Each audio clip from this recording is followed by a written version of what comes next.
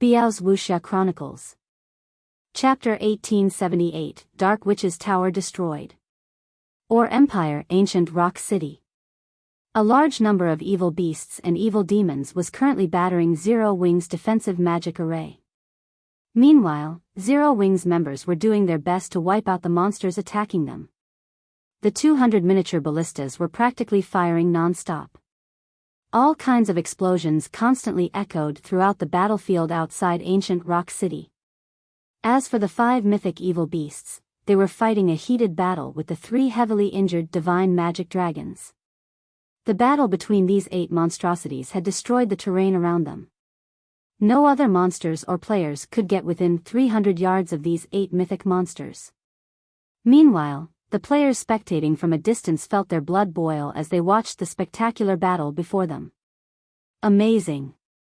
This war is simply amazing. Ancient Rock City really does have a lot of evil beasts and evil demons. With the battle having lasted this long, more than 50,000 monsters must have died already, yet the number of monsters on the battlefield doesn't seem to have decreased in the slightest. It really makes you wonder what gave Zero Wing the courage to attack Ancient Rock City. Hey, Zero Wing is plenty amazing already. Can't you see how many monsters are attacking Zero Wing's army right now? If it were any other large guild in Zero Wing's place, they would have long since drowned in that sea of evil beasts and evil demons already. However, even until now, Zero Wing has yet to suffer a single casualty. Although Zero Wing hasn't suffered any casualties yet, the energy of its magic barrier should be close to depletion already. Once the barrier's energy runs out, Zero Wing's army will be doomed. After all, those evil beasts and evil demons are all level 60 and above, with plenty of level 70 plus great lords among them. Zero Wing's 100,000 players simply aren't enough to defeat all those monsters.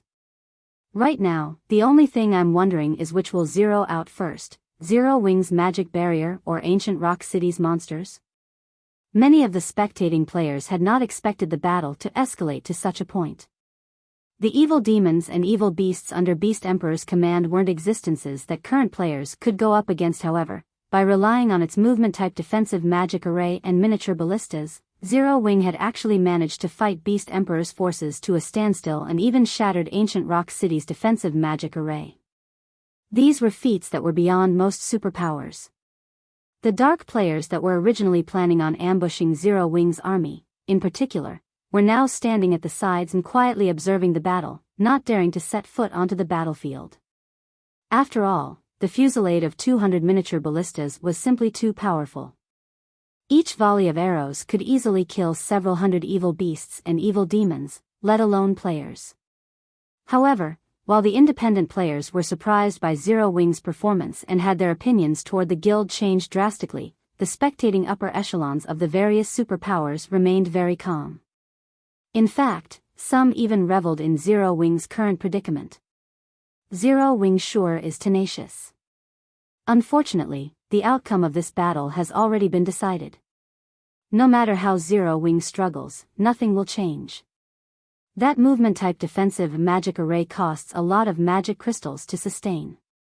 However, there are millions of evil demons and evil beasts inside Ancient Rock City.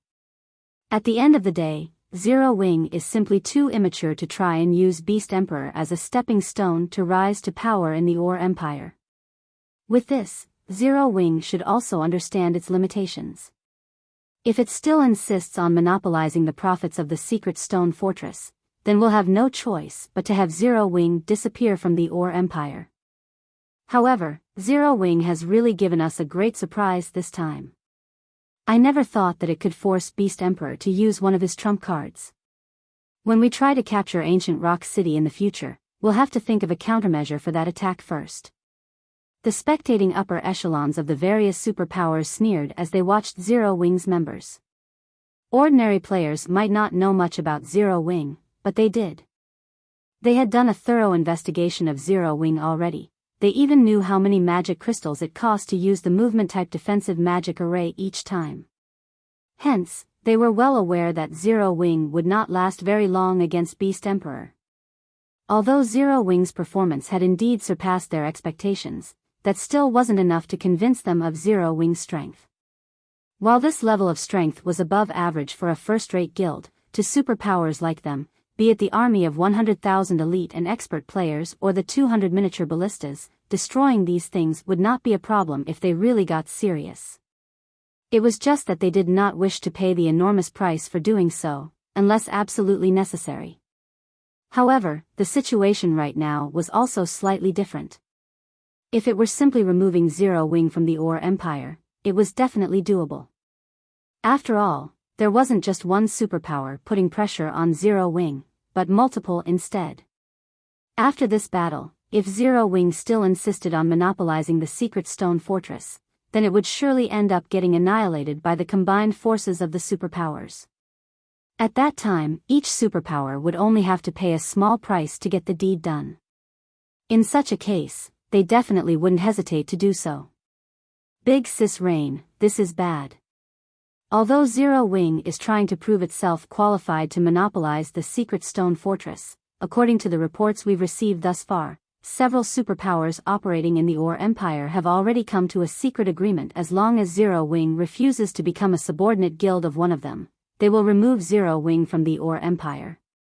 At that time, even if we try to intervene, the Great Pavilion Master will most likely stop us in fear of the alliance formed by those superpowers. Blue Phoenix, who was observing the battle at Ancient Rock City in person, reported to Phoenix Rain.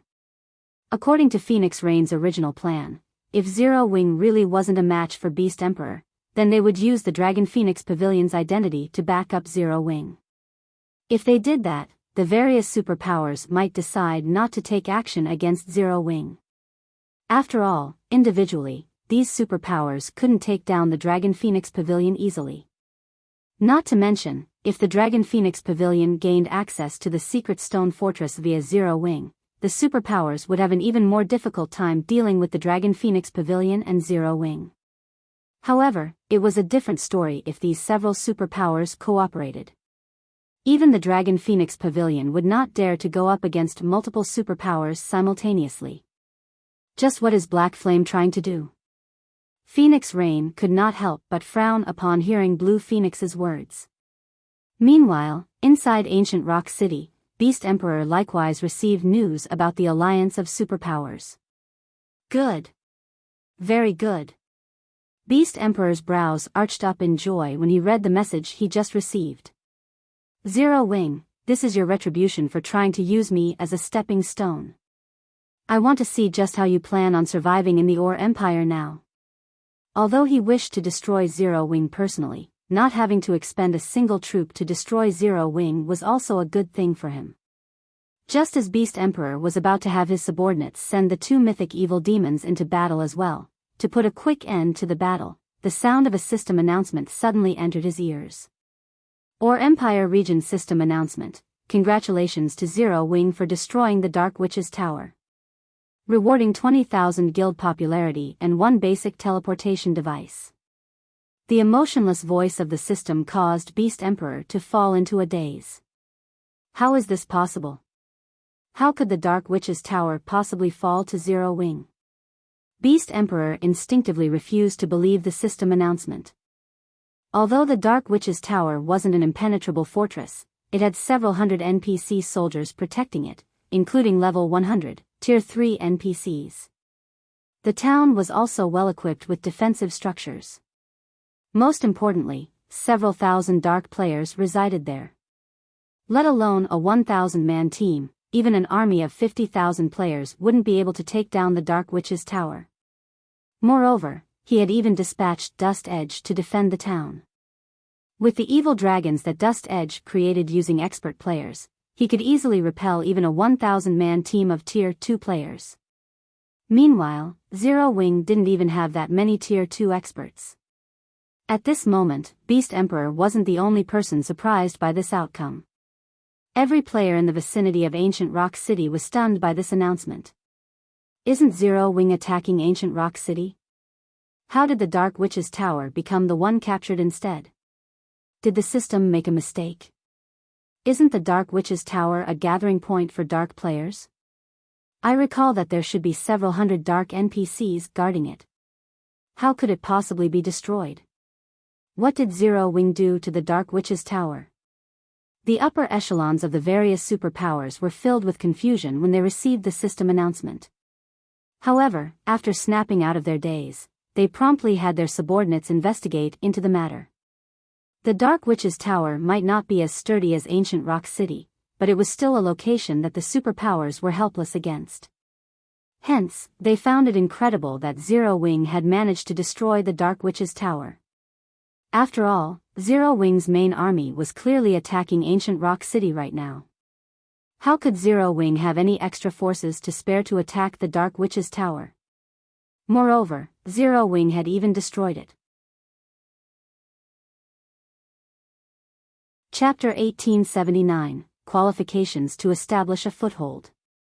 The sudden news of the Dark Witch's Tower's destruction stupefied the Dark players at ancient Rock City. The Dark Witch's Tower is gone. What's going on? Pathless frowned when he received the system announcement. Shouldn't Shadow Claw be over there? The Dark Witch's Tower was an important stronghold for Dark players like him. It was also the only teleportation point in the Ore Empire's southeastern region, serving as an important foundation for Dark players to take control of this region. Losing the Dark Witch's Tower meant that Dark players would have much more difficulty operating in the Empire's southeastern region in the future. After all, with how large the Ore Empire was, traveling around the Empire without teleportation points was very inconvenient. Hence, Dark Soul and the other Dark powers normally stationed some experts to guard the Dark Witch's Tower. After hearing that Zero Wing had sent a 1,000-man team toward the town, Pathless had even made a point to instruct Veiled Spirit to bring some of Shadow Claw's experts over. Despite that, he was actually being told that the Dark Witch's Tower was no more. At this moment, Pathless felt as if the system was playing a joke on him. Veiled Spirit had brought 300 experts with her to the Dark Witch's Tower. Even if she didn't receive any help from the other Dark players there, with the town's defensive structures and NPCs, she could easily fend off a team of 1,000 players. Pathless immediately contacted Veiled Spirit to find out what exactly had happened at the Dark Witch's Tower. With the loss of the Dark Witch's Tower, Dark Soul would have a much more difficult time dealing with Zero Wing's Silverwing town. This unexpected development might even severely affect the Alliance's plans.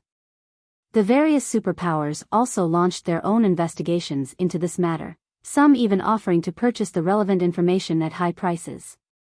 They were very curious to find out just how Zero Wing had destroyed the gathering point that they had been helpless to do anything against all this time. The lucrative offers very quickly attracted the attention of the Dark players that had fled the Dark Witch's Tower. They promptly sold the battle videos they recorded to the superpowers. After watching the battle at the Dark Witch's Tower, the superpowers were thoroughly rendered speechless. Although the battle at the Dark Witch's Tower was not as stirring as the one at ancient Rock City, it displayed Zero Wing's frightening combat power and potential.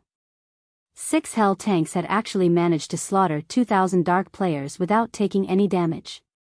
The destructive power the Hell tanks possessed could practically rival that of the Magic Tower.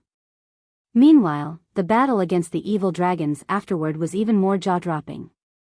Despite being Tier 3 archaic species, the 2 evil dragons had actually failed to inflict any noticeable damage on the Hell tanks. Even for the various superpowers, this was the first time they had heard of or seen such a frightening war weapon. The Hell tank boasted both heaven-defying destructive power and defensive capabilities, which would make it an absolute nightmare on a battlefield. Of course, dealing with the Hell tanks wasn't exactly impossible, only, the cost would be exorbitant. For example, Tier 4 large-scale destruction magic scrolls. Attacks at the Tier 4 standard would definitely be effective against the Hell tanks. However, the question was, how effective would they be? How many of such magic scrolls would be needed to destroy a Hell tank? Even superpowers like themselves had great difficulty getting their hands on Tier 4 magic scrolls, not to mention Tier 4 large-scale destruction magic scrolls. These things were treated as their guild's foundations. They were tools that should not be used casually. Moreover, the most frightening aspect about the Hell tank was that, aside from being useful in siege battles, it would also be effective in guerrilla warfare. 6 Hell tanks could effortlessly slaughter over 2,000 expert players. In the future, when Zero Wing came across ambushes involving hundreds or thousands of players, it could deploy just one hell tank to fend off these ambushes. With this, trying to whittle down Zero Wing's strength by ambushing its members would become much more difficult. As for conducting ambushes on the scale of parties or small teams, such attacks would simply be a waste of time and resources, as they would not cause Zero Wing any substantial damage. So, this is the trump card Black Flame has kept hidden? Truly amazing. Blue Phoenix was filled with envy after she finished watching the video of the battle at the Dark Witch's Tower. The 6 hell tanks were akin to 6 mobile magic towers. It was no wonder Zero Wing did not need any direct assistance from the Dragon Phoenix Pavilion. One could say that, with these hell tanks, Zero Wing had the qualifications to establish a foothold in the Ore Empire. Although the various superpowers operating in the Ore Empire had banded together, there was still a limit to the number of forces each superpower was willing to dispatch. They would not send their main armies to fight Zero Wing in a frontal confrontation. After all, Silverwing Town's defenses were no laughing matter. Even if they could capture the town, the price of doing so was not one that the various superpowers were willing to pay. At best, they would dispatch some members to conduct guerrilla warfare against Zero Wing or economic wars. The appearance of the hell tanks threw a wrench into the various superpowers' plan of dealing with Zero Wing using guerrilla warfare. As for economic warfare, that was even more impossible. Zero Wing possessed Silverwing Town, Stone Forest Town, and Zero Wing City. So long as the safety of these 3 money-printing machines remained unthreatened, Zero Wing would not lack for income. Now that the various superpowers no longer had any means of dealing with Zero Wing without paying a huge cost, they would naturally give up on targeting Zero Wing altogether. After all, the superpowers were not actually friendly with each other. Every one of them had their own agenda. Unless they bore some deep-seated hatred for Zero Wing, or one of these superpowers lost their mind, none of them would persecute Zero Wing at all costs. Damn it. How did Zero Wing get these tanks? Nine Dragons Emperor frowned as he read the report in his hands. Immediately have someone look into this. Find out how Zero Wing managed to obtain these tanks regardless of the cost. He felt true jealousy towards Zero Wing at this point. When he looked at the hell tanks, it was as if the doors to a whole new world opened up to him. While expert players were important, tanks could also play a huge role in future struggles in God's domain. Understood. Martial Dragon nodded before turning around to leave. In reality, Nine Dragons Emperor wasn't alone in having such thoughts. Every major power that had watched the battle at the Dark Witch's Tower basically had the same thought as well. The appearance of the Hell Tank signaled the end of the era of numerical strength. The upper echelons of every major power had immediately ordered their subordinates to conduct a thorough investigation into the Hell Tank. Meanwhile, over at Ancient Rock City, Zero Wing's members grew ecstatic after seeing the system announcement. They never thought that their guild had actually managed to destroy a dark gathering point without anybody finding out about it prior to succeeding. The Dark Witch's Tower was a dark gathering point that even the various superpowers were helpless against. Moreover, now that the Dark Witch's Tower was no more, they would have a much easier time operating in the vicinity of Silverwing Town. The guild leader did it? Aqua Rose could not help but smile when she saw the system notifications. Since that is the case, start retreating. With the destruction of the Dark Witch's Tower, Blackwater and Beast Emperor had lost a crucial tool against Zero Wing. Without the threat of the Dark players, Silverwing Town's development would recover to its peak. After including the benefits offered by the Secret Stone Fortress, Zero Wing would definitely be able to compete against Blackwater in the Ore Empire. After Aqua Rose gave the command to retreat, Zero Wing's members started slowly withdrawing from the battlefield. Boss, Zero Wing seems to be retreating. Should we give chase? Windhunter asked in a quiet tone. Chapter 1880, Descend. Hearing Windhunter's question, Beast Emperor could not help but turn towards the Blackwater members and Dark players watching the battle outside of the city. When Zero Wing had begun its retreat, a hunger to take action swept through the two groups of players. Although the movement-type defensive magic array protected Zero Wing's army, it could only withstand up to Tier 3 attacks. Tier 4 attacks would exceed the magic array's tolerance and shatter the array. Although the 3 divine magic dragons had the 5 mythic evil beasts tied up right now, he still had 2 mythic evil demons on reserve. Following which, Beast Emperor gazed at the many destroyed buildings behind him with a cold glint flashing in his eyes. He felt his heart ache as he looked at the destroyed buildings. Although the buildings had only been basic constructions, they were still important for nurturing evil beasts and evil demons. It would cost him a lot of evil gods' temple contribution points to repair them all. Meanwhile, Zero Wing, the cause of this destruction, wanted to get away from the battle without suffering a single casualty. Zero Wing. First, you used me as a diversion to attack the Dark Witch's tower, and now, you want to disengage safely? Do you think you own this place? Beast Emperor sneered at Aqua Rose and the others' retreating figures. Mobilize all mythic and Grand Lord ranked evil demons. Send in Elder Whales. I want to teach Black Flame how foolish his decision was to send an army up against Ancient Rock City. If he allowed Zero Wing City to leave Ancient Rock City unscathed after this incident, both he and the evil god's temple would become a laughingstock throughout the Ore Empire. He could not allow that to happen.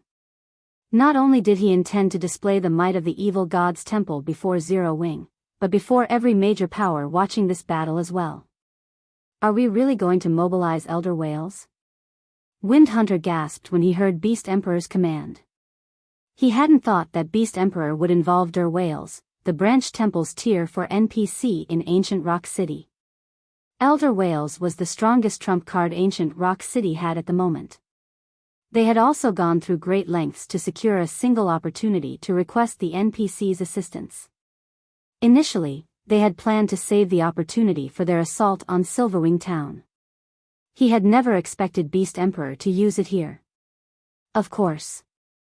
I want a Black Flame to learn how foolish it was to send a measly army of 100,000 players to attack my city. If we destroy Zero Wing's army here, the guild's hold over the secret stone fortress will crumble, Beast Emperor said, a hint of madness in his eyes. Although mobilizing Elder Whales now would ruin his original plans, destroying 100,000 of Zero Wing's elite and expert players would land a heavy blow to the enemy guild. This defeat might even be enough to encourage the various superpowers to strike against Zero Wing. Understood. Wind Hunter said, clearly eager. He couldn't wait to see the enemy's expressions when they were dragged to the pits of hell only moments after celebrating a victory.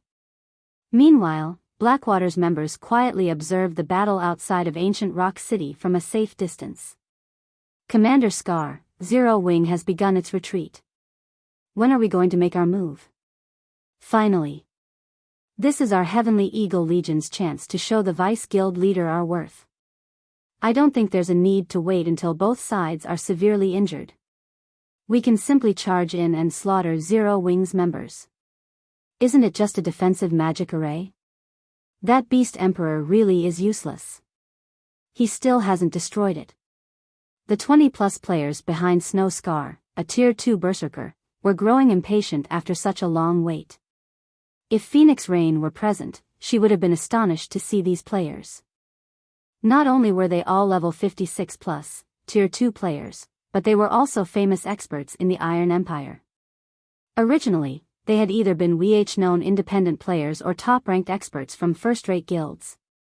Some were even dark players. Overall, everyone in the Iron Empire was familiar with these players. They all wielded a level of power that even first-rate guilds were helpless against. Some of them even had special means that could cause the various superpowers headaches. Yet, these 20+ players had gathered here. Moreover, they had joined Blackwater. Why wouldn't this be shocking? Let's wait for a bit. Ancient Rock City should make its move soon. If the situation hasn't changed in the next few minutes, it won't be too late for us to attack, Snow Scar said, smiling at the restless group of players around him. Honestly, even he felt somewhat powerless against this group. These people usually acted like lawless criminals in the Iron Empire since so few players weren't capable of challenging them. A few of these players even had the strength to rival him. If they decided to rampage, he wasn't confident that he could stop them. Only Xuanwu Qisha was capable of truly controlling these madmen. However, she was also the reason that this bunch had joined the Heavenly Eagle Legion. After hearing Snow Scar's decision, the other Heavenly Eagle Legion members fell silent, returning their attention to Zero Wing's army. As Zero Wing's army organized its retreat from the battlefield, over a dozen figures flew out of ancient Rock City. Upon seeing these figures, the watching crowd, all of whom had assumed that the battle had reached its end, were stupefied. What's going on? Why is a Tier 4 NPC here? There's not just the Tier 4 NPC. 2 mythic evil demons have joined the battle as well. I knew Beast Emperor wouldn't let Zero Wing escape. This is going to be interesting. Beast Emperor is too ruthless. Zero Wing will suffer a massive loss this time. Beast Emperor still had so much power hidden. The spectating crowd was stunned as they watched the dozen or so figures rapidly approach Zero Wing's force. Even the spectating superpowers were astonished. Although there were only a dozen or so new arrivals, the group had enough combat power to capture a guild town. After a moment of silence, Wales, a level 80, Tier 4 NPC, appeared above Zero Wing's army. He then pointed his staff at the sky above him. Offenders of the evil god, the punishment for your crimes is death. Suddenly, countless small magic arrays appeared in the sky before silvery gray arrows descended like a storm. Tier 4 large-scale destruction spell, Death's Twilight. As the silver arrows rained down, the defensive magic array's energy reserves rapidly depleted. After a short moment, the defensive magic array's energy reserves were empty. Aqua Rose hadn't even had time to replenish the reserves before the magic array shattered. Taking advantage of this opportunity, the 2 level 80 mythic evil demons and the dozen or so Grand Lord ranked evil demons flew towards Zero Wing's army. Beast Emperor is quite ruthless. We merely destroyed ancient Rock City's defensive magic array. Does he really need to send a Tier 4 NPC after us? Blackie felt an intense pressure weigh down on him as he looked up at Wales. The man's aura was even stronger than that of a Tier 4 monster, and despite standing so far away from the NPC, Blackie felt stifled. Sure enough, guild leader's guess had been correct. Beast Emperor won't let us get away so easily. Aqua Rose looked at Wales with a bitter smile. She had to admit that Beast Emperor was a formidable foe. There was a reason that the various superpowers had been powerless against ancient Rock City. Aside from the large number of evil beasts and evil demons under his command, Beast Emperor also had so many powerful trump cards. Elder Wales. Please punish these offenders and transform them into nutrients for our evil demon army. Windhunter said, laughing as he pointed at Zero Wing's army. 100,000 elite and expert players. The corpses of these players would elevate the evil god's temple's evil demon army to a whole new level. They'd be able to create far more mythic evil demons in the future. As soon as Windhunter finished speaking, Wales began to chant an incantation.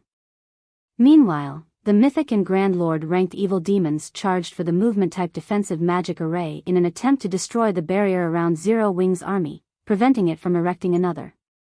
It seems that there's no other way. Since he won't let us leave, we'll drag him to hell with us. Aqua Rose sighed. She then pulled an ancient magic scroll and a beautiful crystal from her bag. This magic scroll was none other than the Tier 4 continuous use magic scroll, Vulcan's Sigh. As for the beautiful crystal, it was an elemental source Melancholic Smile had acquired with great difficulty after scouring through the various kingdoms and empires. Source of blazing fire. Vulcan's kin, descend. Chapter 1881, Disaster Incarnate. When Aqua Rose activated Vulcan's Sigh, which was powered by the source of blazing fire, darkness suddenly flooded the sky above the battlefield. Following which, a gigantic spatial tear opened up in the sky. Meanwhile, at this moment, the players and the monsters on the battlefield had frozen in their tracks, gazing at the black hole in the sky in fear. What did she do? Wind Hunter, who currently stood on ancient Rock City's city wall, shuddered in fear when he saw the hill-sized eyeball inside the black hole. Right now, he could clearly feel death looming over him. Let alone Wind Hunter, even the Tier 4 NPC whales turned pale when he sensed the dreadful aura coming from the gigantic eyeball. He couldn't even move his body right now. As the aura intensified, the black hole spat out flaming meteors. In the blink of an eye, the flaming meteors illuminated the sky brightly. Before anyone could react, the flaming meteors descended on the evil beast and evil demon army, the impact causing countless explosions and screams of agony to resound in the battlefield. At this moment, it was as if Armageddon had arrived as the entire battlefield shook. Among the evil beasts and evil demons caught within the range of the flaming meteors, those at the Lord rank and below were killed instantly. Meanwhile, the meteor shower covered a 700-yard radius at the very minimum. By the time the meteor shower ended, the terrain of the battlefield had undergone an earth-shattering transformation. Aside from the monsters at the Great Lord rank and above, everything else caught within the AoE of Vulcan's Sai was now ashes. Even the two mythic evil demons, which were unfortunate enough to be in the attack's AoE, had fallen into a heavily injured state, their combat power plummeting.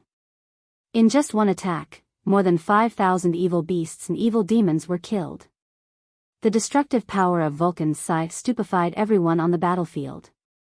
The dark players that were originally planning on charging into battle all gulped audibly, their backs growing cold as they watched this scene play out before them. That was close. Fortunately, we didn't charge into battle too quickly. I never thought that Zero Wing would actually have such a trump card hidden as well. Had we charged into battle, we probably would have died to this large-scale destruction spell. However, Zero Wing is already at the end of its tether. The number of evil beasts and evil demons killed is nothing to Beast Emperor. How does Zero Wing plan on repelling Beast Emperor's remaining forces? I refuse to believe that Zero Wing still has another magic scroll like that. I guess you're right. Once Zero Wing's members get scattered by the evil beasts, it'll be our turn to make a move. Zero Wing's members are all walking sacks of money. We'll be able to make a fortune if we manage to kill a few of them. Although everyone was shocked by the might of Vulcan's Sai, none of them was an ordinary player. They understood that such a powerful large-scale destruction spell could be used only once. This was merely Zero Wing's last gasp before it got annihilated. It wouldn't stop Beast Emperor's forces from giving chase. At this moment, Snow Scar, who was watching the battle from a short distance away, unsheathed the two sabers he carried in his bag and commanded, "Prepare to move out." This was the moment he had been waiting for. When cornered, even a rat would bite back at the cat, not to mention a guild like Zero Wing. Meanwhile, now that Zero Wing's last-ditch defense was over, it was the perfect opportunity for them to take action. At Snow Scar's words, the eyes of Blackwater's members glowed with excitement and anticipation. The experts of the Heavenly Eagle Legion, in particular, had long since been dying to make a move. If not for Snow Scar holding them back, they would have charged at Zero Wing's army already. However, just as the Blackwater members and Dark players were preparing to rush down on Zero Wing's members, a deafening roar suddenly came from the fiery plains created by the meteor shower. Following the first roar, more roars shook the battlefield one after another. Then, the meteors that landed on the battlefield started transforming. The flames surrounding the meteors grew considerably. As for the meteors themselves, they took on a humanoid form. In the blink of an eye, over 500 flaming giants appeared on the battlefield. Even the weakest among these flame giants was a level 75 Great Lord that was 10 meters tall.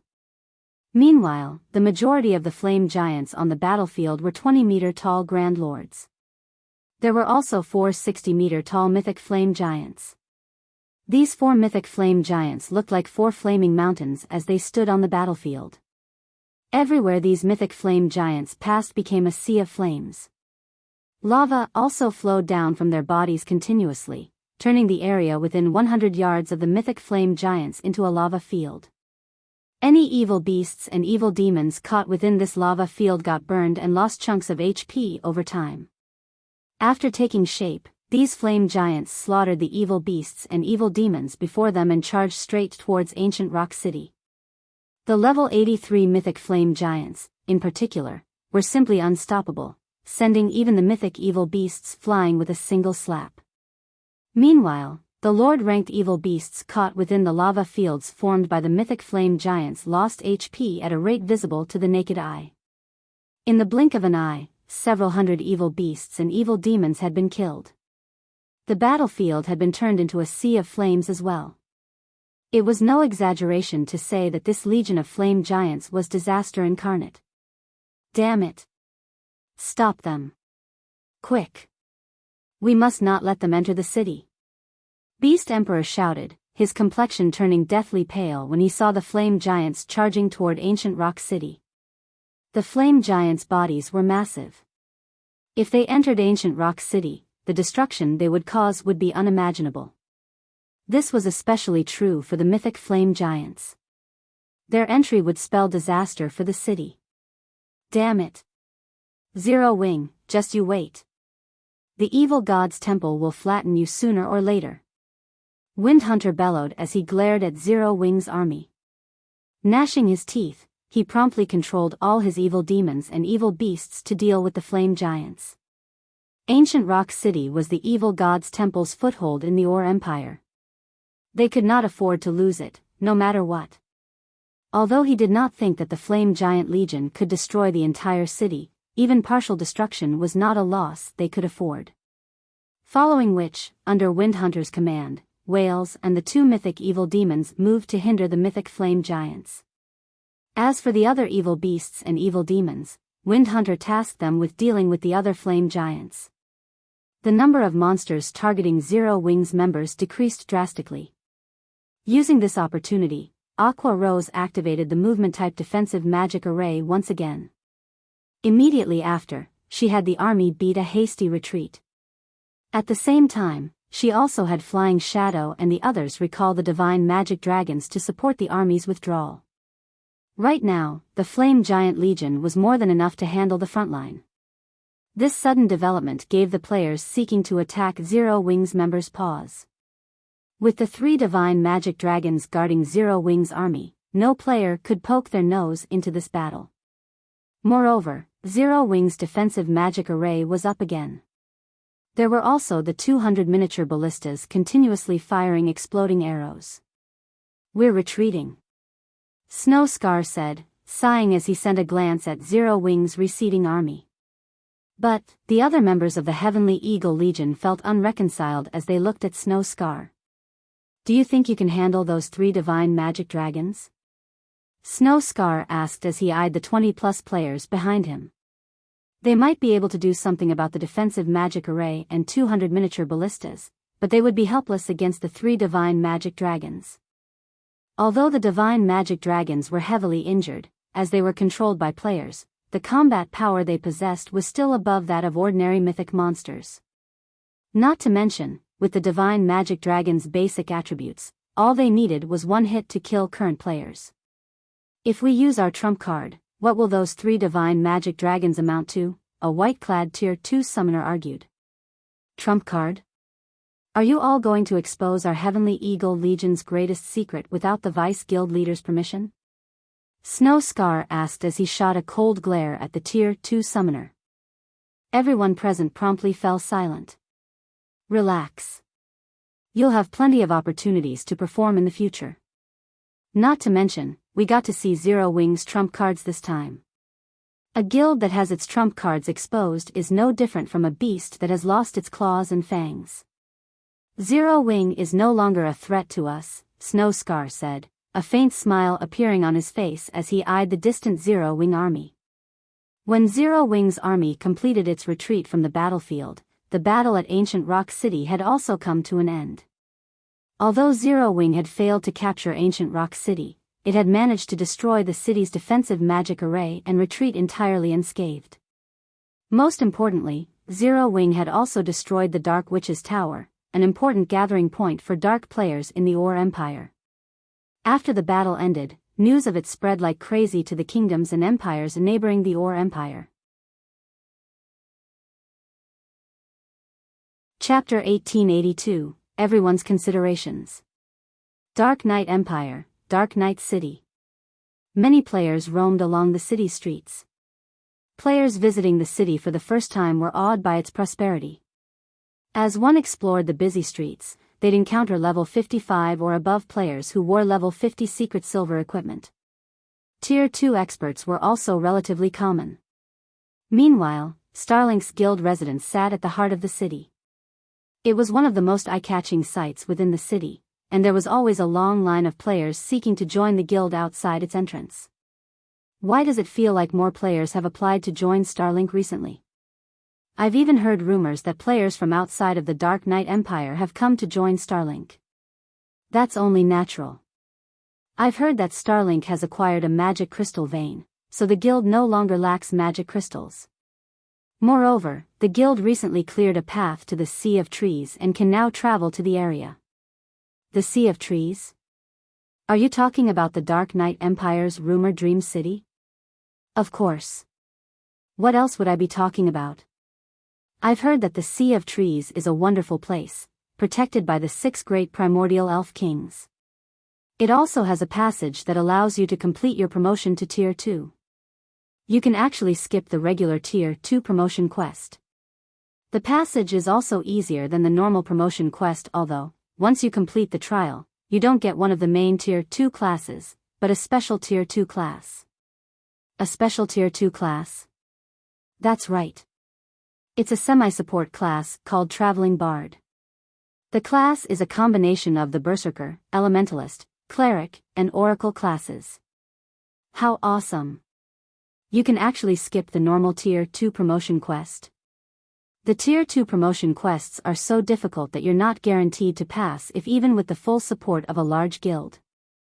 I wonder when we'll get to visit the Sea of Trees. Even if I can't complete my normal Tier 2 promotion quest, becoming a Tier 2 traveling bard isn't a bad idea. At the very least, I'll be much stronger than a Tier 1 berserker. Keep dreaming. That's the Sea of Trees we're talking about. How could it be so easy to visit? Only Starlink, the force responsible for opening the path to the city, can lead a large number of players to it. Why do you think experts from other countries are coming to join Starlink? Everyone's trying to get into the Sea of Trees through the guild. The independent players who loitered in the central district chatted as they watched the long line of players outside of Starlink's residence. Although they, too, wished to join the guild, Starlink was a large enough guild that it could even contend with the various super first-rate guilds. Its recruitment requirements were intensely strict. Not just anyone could join. Meanwhile, a dozen or so Tier 2 players had gathered in the guild leader's office in Starlink's residence. Damn that unyielding soul.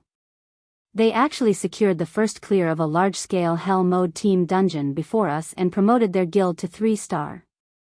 Lu Xinglua frowned as he glared at the people before him. How did this happen? We've clearly held the lead.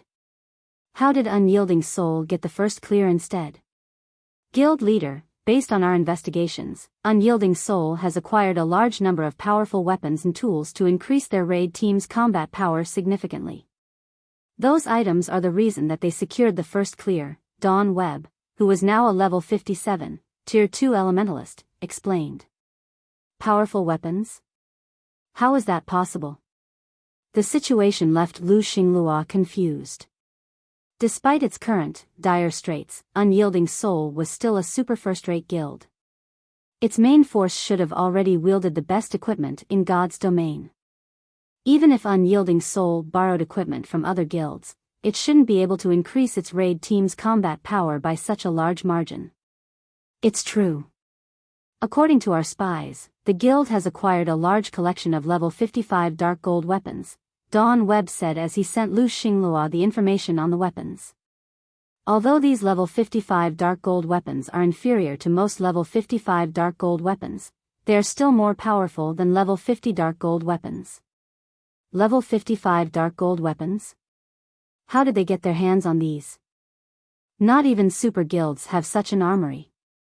There's no way anybody would be willing to sell a large batch of these weapons, Lu Xinglua said in surprise. Our spies have confirmed that the weapons came from Zero Wing.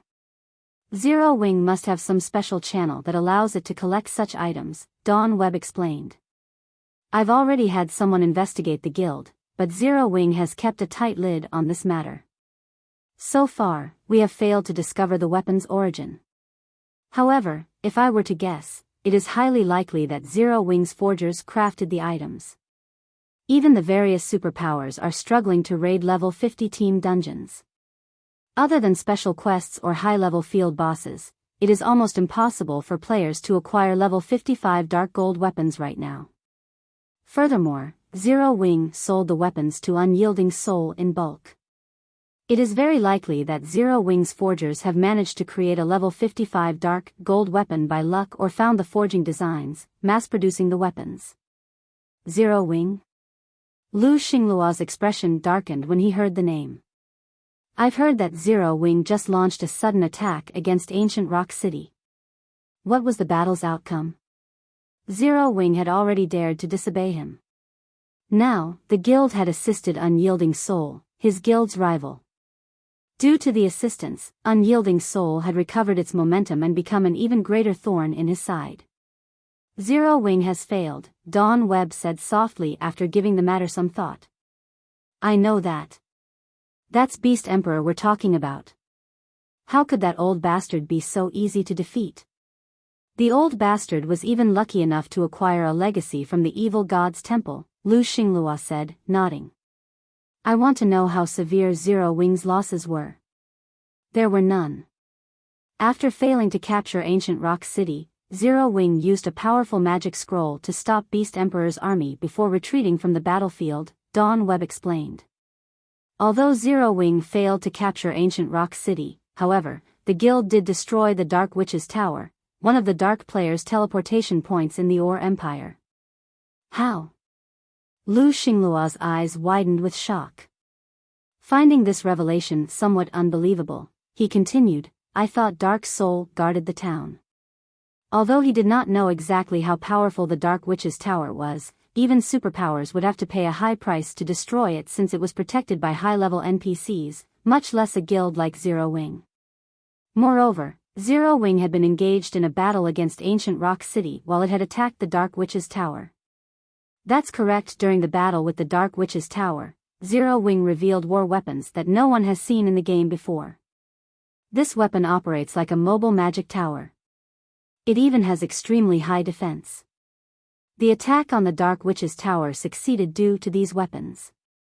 All of the various superpowers are looking into it to find a way to acquire the weapons for themselves, Dawn Webb reported, nodding. He then forwarded the Dark Witch's Tower's battle video to Lu Xinglua. The ability to produce level 55 dark gold weapons and now this? Zero Wing is unexpectedly capable. After Lu Xinglua watched the video, his lips curled into a smile as he said, very good. I had simply planned to destroy Zero Wing, but it seems that the guild still has some value. Change of plans. Notify our subordinates to bring me these items. What about the Sea of Trees?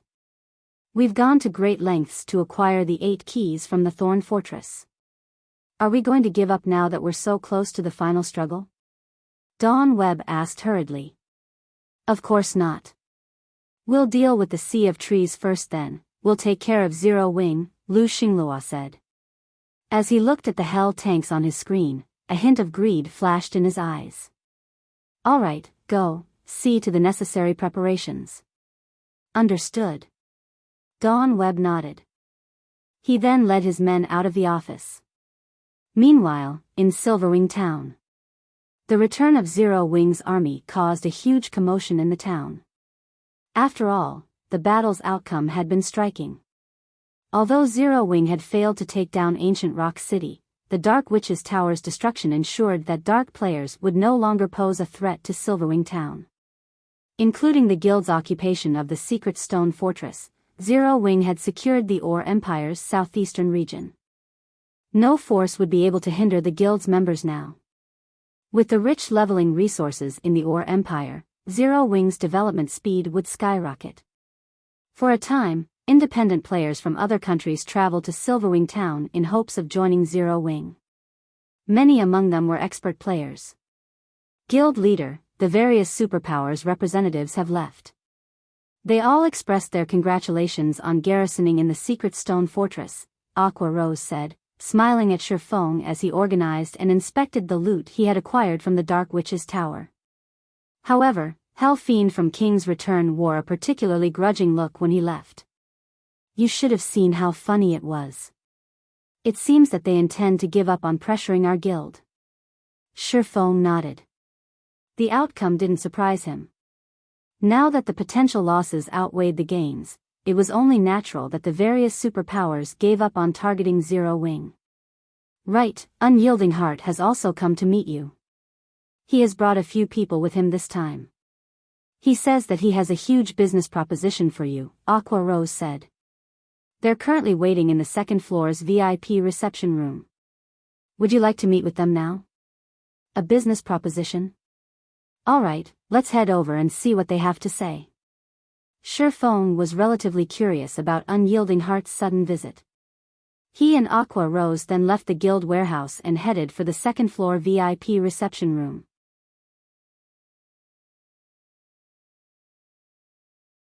Chapter 1883, Set Equipment of Astronomical Value. 4 people sat in the second floor VIP reception room in Zero Wing's guild residence. When Shifeng and Aqua Rose entered, these 4 people shifted their gazes toward the door. Sorry for the long wait, Shifeng said. He was already acquainted with 2 of the 4 players, Unyielding Heart and Muling Sha. Shifeng also recognized the other 2. They had been experts that every large guild in God's domain had known about during his previous life. One of these 2 was a level 57, Tier 2 elementalist called Long Soul, while the other was a level 57, Tier 2 guardian knight called Hunting Blade. In the past, Long Soul had also been known as the Crimson Wizard, whereas Hunting Blade had been known as the Iron Giant. Although neither had ranked on the God's domain's experts list in the past, the Secret Pavilion had given them official titles. They hadn't ranked simply because they hadn't wanted to. Every superpower had their own secrets, and none of them would display every expert they had. Hence, under pressure from the various superpowers, the Secret Pavilion hadn't included every expert on the God's Domain experts list. However, the Secret Pavilion had still provided a brief description of some of these experts. All of the experts that had earned a title had striking battle records. Although Long Soul and Hunting Blade hadn't been as famous as Unyielding Heart, they weren't any weaker than the guild leader. Of course, the 2 players had only earned their titles after reaching Tier 3 in the game. At this point, few people knew these players' true abilities. Guild leader Black Flame, you've come, Unyielding Heart said, smiling as he stood. He then gestured to Long Soul and Hunting Blade and said, let me introduce you. This is Long Soul, Unyielding Soul's chief elementalist, and this is Hunting Blade, Unyielding Soul's chief guardian knight. Hello. Both Long Soul and Hunting Blade nodded at Shifeng as they carefully observed the swordsman's every action, attempting to determine Shifeng's capabilities. Shifeng was a large part of the reason for Zero Wing's current success. The guild had even secured a foothold in the Ore Empire and forcibly dissuaded the various superpowers from targeting Zero Wing. Some time ago, Zero Wing had even sold Unyielding Soul a large number of level 55 dark gold weapons, which allowed Unyielding Soul to earn the first clear in a level 50, large-scale team dungeon and become the first guild in the Dark Knight Empire to reach 3-star status.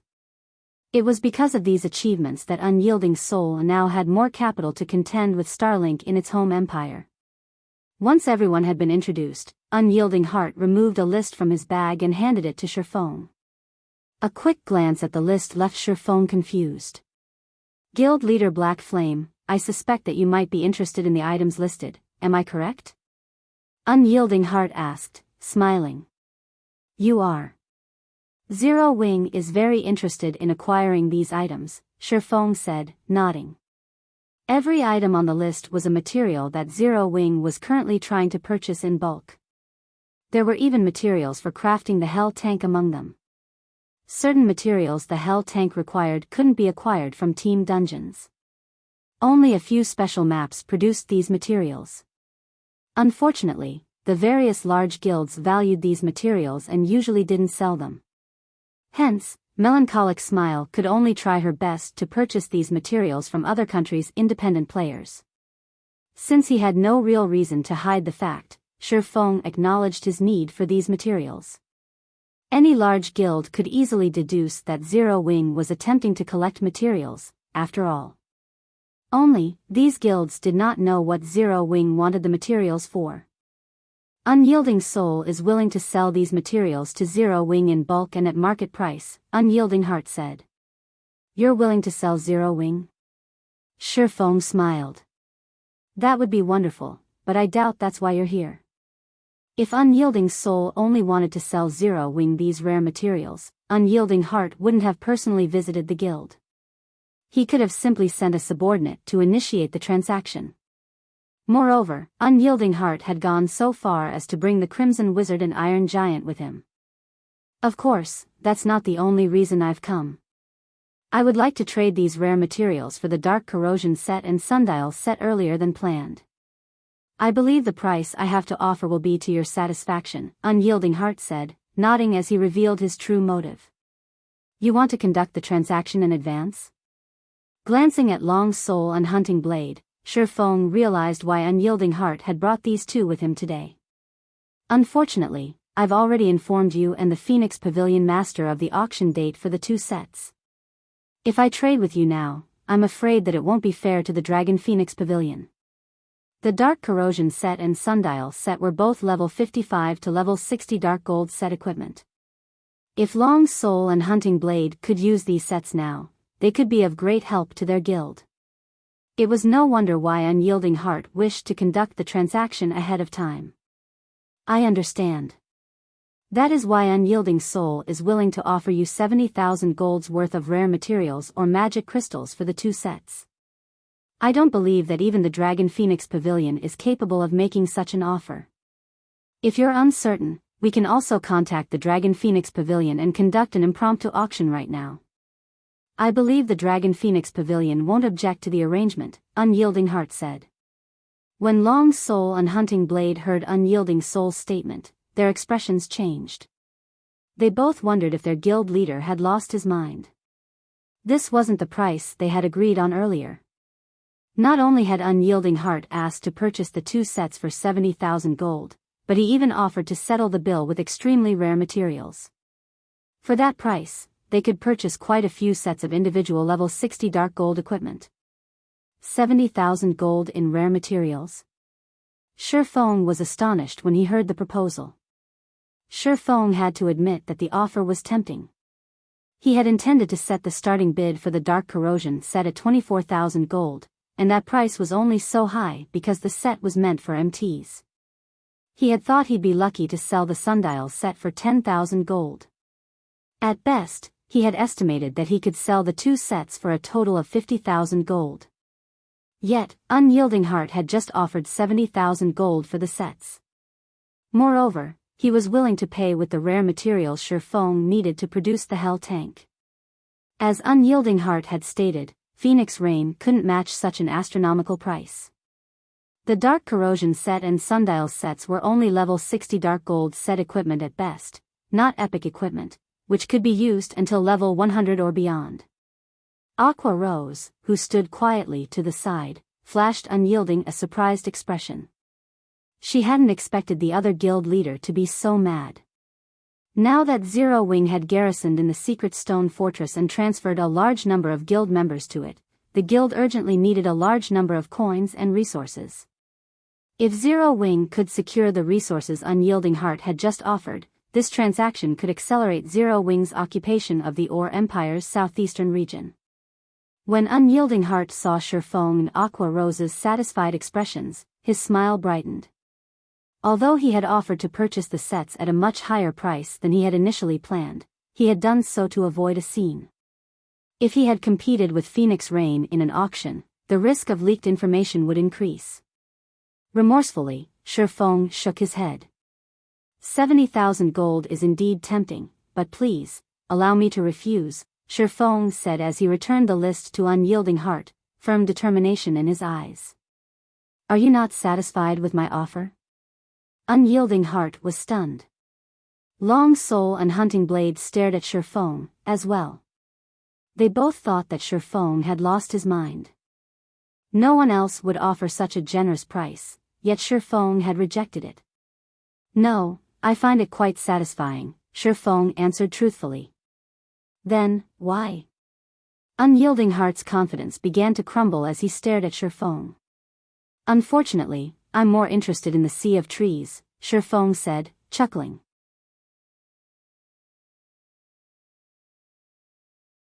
Chapter 1884, Tier 2 Special Class. After Shifeng's statement, the room fell deathly silent. This. Unyielding Heart couldn't help but stare at Shifeng in shock. He had never dreamed that Shifeng's appetite would be so intense. Not only wasn't the man satisfied with 70,000 gold and rare materials, but he had also set his sights on Unyielding Soul's Sea of Trees. The Sea of Trees? Questions filled Aqua Rose's mind. She didn't recognize the name, and that made her curious. What was the Sea of Trees that it was enough for Shifeng to refuse so many valuable resources? Moreover, based on Unyielding Heart and his companion's expressions, the Sea of Trees clearly wasn't ordinary. Guild leader Black Flame, if you wish to involve the Sea of Trees in this transaction, Unyielding Soul will have to bow out, Long Soul firmly declared as he stood. It is best if you consider something else. The Sea of Trees was a legendary city in the Dark Knight Empire. Anybody could learn that much after a little research. Besides, it was no longer a secret in the Empire. Many experts had already learned of the Sea of Trees and traveled to Dark Knight City to join Starlink.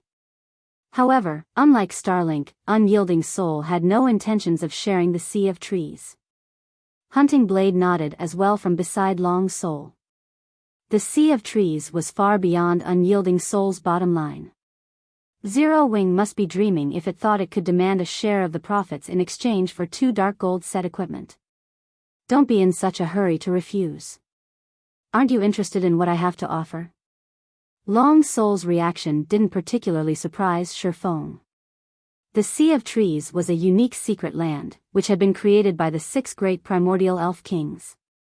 Like Primordial City, the Sea of Trees could provide players immense help, but the Sea of Trees primarily focused on magic research. Players could find many magic arrays that weren't available in God's Domain's NPC towns and cities. Players could also improve their grasp on magic arrays, as well as their spell completion rates. Because of this, the various major powers in the past had placed heavy importance on the Sea of Trees. After the Sea of Trees activated, players would only be able to visit the city if they had a key. As a result, the city's entry slots were incredibly precious. However, as players continued to unlock more of the city's features, the entry conditions would loosen. In the end, the Sea of Trees had become one of the most famous NPC cities throughout God's Domain. Meanwhile, the Sea of Trees' most well-known benefit was its Tier 2 special class, Traveling Bard. As one of the few semi-support classes available at Tier 2, the class had the ability to boost teammates, although the Traveling Bard didn't command high DPS. A Traveling Bard could increase a 100-man team's combat power by at least 15%. This was why the various large guilds had valued this Tier 2 special class. Naturally, Unyielding Soul would have a greater advantage if it monopolized the class for as long as possible. It doesn't matter what you say. We won't budge on this matter, Long Soul growled resolutely. Unyielding Soul had researched the Traveling Bard class in detail, so they knew just how much help the class would provide to a team. As long as Unyielding Soul had Traveling Bard players, the guild could clear team dungeons far faster than other superpowers. As for Starlink and Crimson Emperor, who had also obtained keys to enter the Sea of Trees, neither would share their slots to ensure their advantage over their competition. What if I told you that I have a way to increase players' success rate of becoming Traveling Bards? Shifeng asked, chuckling. I know a little about the Traveling Bard class. I have heard that a limited number of players can class change into a Traveling Bard, 20 per week, I think. Moreover, I don't believe that Unyielding Soul is the only guild in the Dark Knight Empire that has acquired the keys to enter the city. How do you know this? Long Soul stared at Shifeng in shock. The matter regarding the city's keys should have been a core secret that only their 3 guilds knew. Players outside of the guilds should only know that they could become traveling bards after visiting the Sea of Trees, but how could such a massive advantage exist without limit? There was indeed a player limit for the promotion quest, only 20 players could acquire the class each week. Once that limit had been reached, players would have to wait 7 days before they could attempt the class change. Increase the class change success rate? Guild leader Black Flame, do you really have a way of doing so? Unyielding Heart could not help his growing interest. Although 7 days wasn't a long time, it wasn't very short either. The various superpowers main force members would surpass level 60 after 2 cooldown cycles. At that time, Tier 2 players would not be as much of a rarity. Fortunately, the traveling bard's value wouldn't lessen in that time, although the class would be most valuable during the first 2 cooldown cycles. Currently, the Dark Knight Empire's 3 main powers vied for these first 20 slots. If it were possible to increase the class change success rate, Unyielding Soul would have a massive advantage over its competition. Of course. Moreover, my method increases the success rate by at least 20%, Shifeng confidently explained. A 20% improvement? Unyielding Heart gasped. Although the Traveling Bard's class change quest was slightly easier than the usual Tier 2 promotion quest, that didn't mean it was easy. The experts Unyielding Soul had carefully selected to attempt the class change only had a success rate of roughly 50%. If it were possible to increase that by 20%, Unyielding Soul could monopolize the 20 slots. The Sea of Trees initial entry slots are incomparably precious. Besides, how do we know that you're telling us the truth? Long Soul stated. I don't have any proof. It is up to you to believe me or not. I only want 10 entry slots into the city. I'll also reduce the price for the 2 sets to 50,000 gold in resources, Shifeng said, smiling. For a time, Long Soul was at a loss for words. Alright, I'll agree to your offer on behalf of Unyielding Soul, Mu Lingsha, who had remained silent all this time, said suddenly. Miss Mu, what if he's just spouting nonsense? Long Soul tried to dissuade the woman. I don't believe that guild leader Black Flame would trick us. Furthermore, his understanding of the traveling bard class isn't inferior to ours in the least. This proves that he knows what he's talking about, Mu Lingsha said. Since Mu Lingsha was so determined, Long Soul had no choice but to nod silently. However, as Mu Lingsha had implied, only the core upper echelons of the Dark Knight Empire's 3 major guilds should know any details related to the traveling bard class. Information leaks should be impossible, yet Shifeng had revealed accurate information on the class.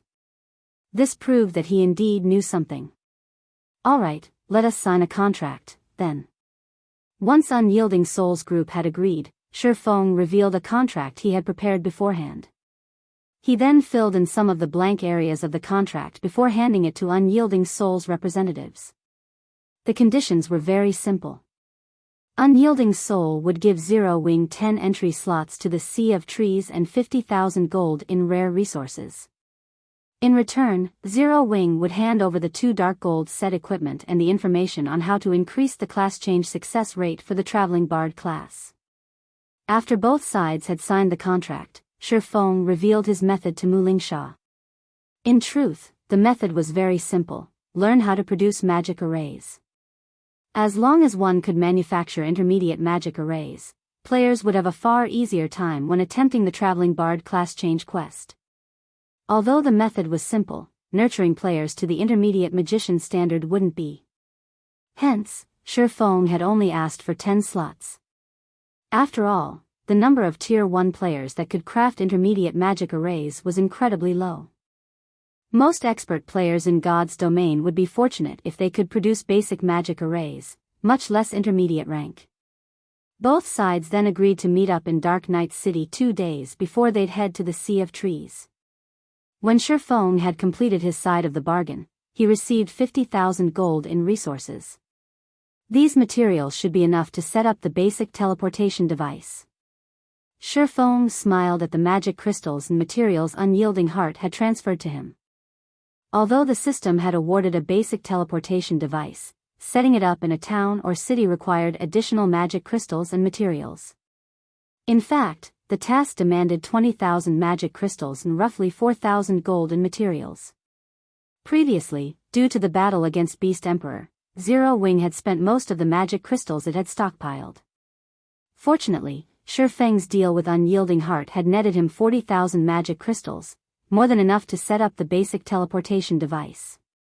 Immediately after the meeting, Shifeng made his way for Silverwing Town's most popular attraction _ the airport.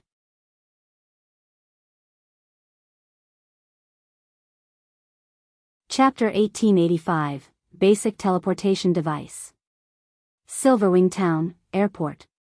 Due to the airport's appearance, the previously desolate sector of the town had become a hub for players and NPCs. Many players lingered outside of the airport, hawking their wares or recruiting team members. So, this is Silverwing Town? The players here are so high-leveled. The town's average level can already compete with Black Dragon City's players. Don't you know? Many expert players have come to develop in Silverwing Town since it has become easier to travel here from Starmoon City, and the town's transportation quests offer such bountiful rewards. I've heard that players can even purchase cheap secret silver weapons and equipment from Silverwing Town's transportation firm from time to time. As players left the airport, some couldn't help their surprise when they saw how prosperous Silverwing Town had become. Practically every player roaming the street outside the airport was level 53 or above, with the majority being level 54 and 55. Tier 2 experts were also common. However, the players selling equipment and tools were the most shocking. In Black Dragon City, the Black Dragon Empire's imperial capital, players rarely sold level 50 secret silver equipment. However, on the street outside the airport, quite a few players did just that. Moreover, their prices were 20% lower than in Black Dragon City. Although, despite the 20% discount, the prices were still beyond ordinary players' budgets. Meanwhile, after receiving a brief explanation on Silverwing Town, first-time visitors' eyes glowed with excitement. Based on what they had heard thus far, developing in Silverwing Town would be far more successful than in Black Dragon City. Not only did the town offer many income sources for independent players like themselves, but acquiring level 50 weapons and equipment was also easier here. It was even said that the transportation firm offered level 50 fine gold weapons and equipment. The only problem was the transportation firm contribution point requirement, and those would not be easy to collect. The airport's benefits are really amazing. It's no wonder why guild towns with airports had quickly become advanced cities, Shifeng thought as he gazed at the crowded street before him. He had never thought that the airport would become so prosperous after just a few days. Although he had told Aqua Rose to increase Silverwing Town's player population limit, he didn't think it would be long before they reached the new limit. If he wanted to resolve this issue, he'd have to upgrade Silverwing Town to an advanced town soon. Although an advanced town was still a town, it was significantly larger than an intermediate town, nearly half the size of a basic city. However, upgrading Silverwing Town to advanced rank wouldn't be an easy task. Aside from the required popularity, neutral towns needed sufficient security to qualify for a promotion. Currently, gaining popularity wasn't a problem for Silverwing Town. With how many players the airport and transportation firm attracted, Silverwing Town gained a large amount of popularity each day. It wouldn't be long before Silverwing Town met the requirement for an advanced town. Unfortunately, doing the same for the town's security would be challenging. In terms of defensive structures, Silverwing Town definitely passed as it had 5 magic towers and a large number of defense turrets. However, any additional defense turrets wouldn't provide much to the town's security. A town or city's security was divided into 2 factors: defensive structures and NPC soldiers. There were 2 methods of increasing NPC soldiers' strength. The first involved improving the soldiers' combat standards. The second required upgrading the NPC soldiers' weapons and equipment. Unfortunately, not even Shifeng had a method of improving the NPC's combat standards. It all depended on the NPCs the town recruited. All he could do right now to strengthen Silverwing Town's NPC soldiers was improve their weapons and equipment. However, boosting the NPC soldiers to meet the strength requirement for a promotion would require a large number of coins. To reach the security standard for a promotion to advanced rank, 600 of Silverwing Town's 2,000 NPC soldiers would need to wear full sets of fine gold equipment. Currently, only 120 NPC soldiers wielded fine gold equipment. Meanwhile, gearing the remaining 480 NPCs would cost close to 290,000 gold in total.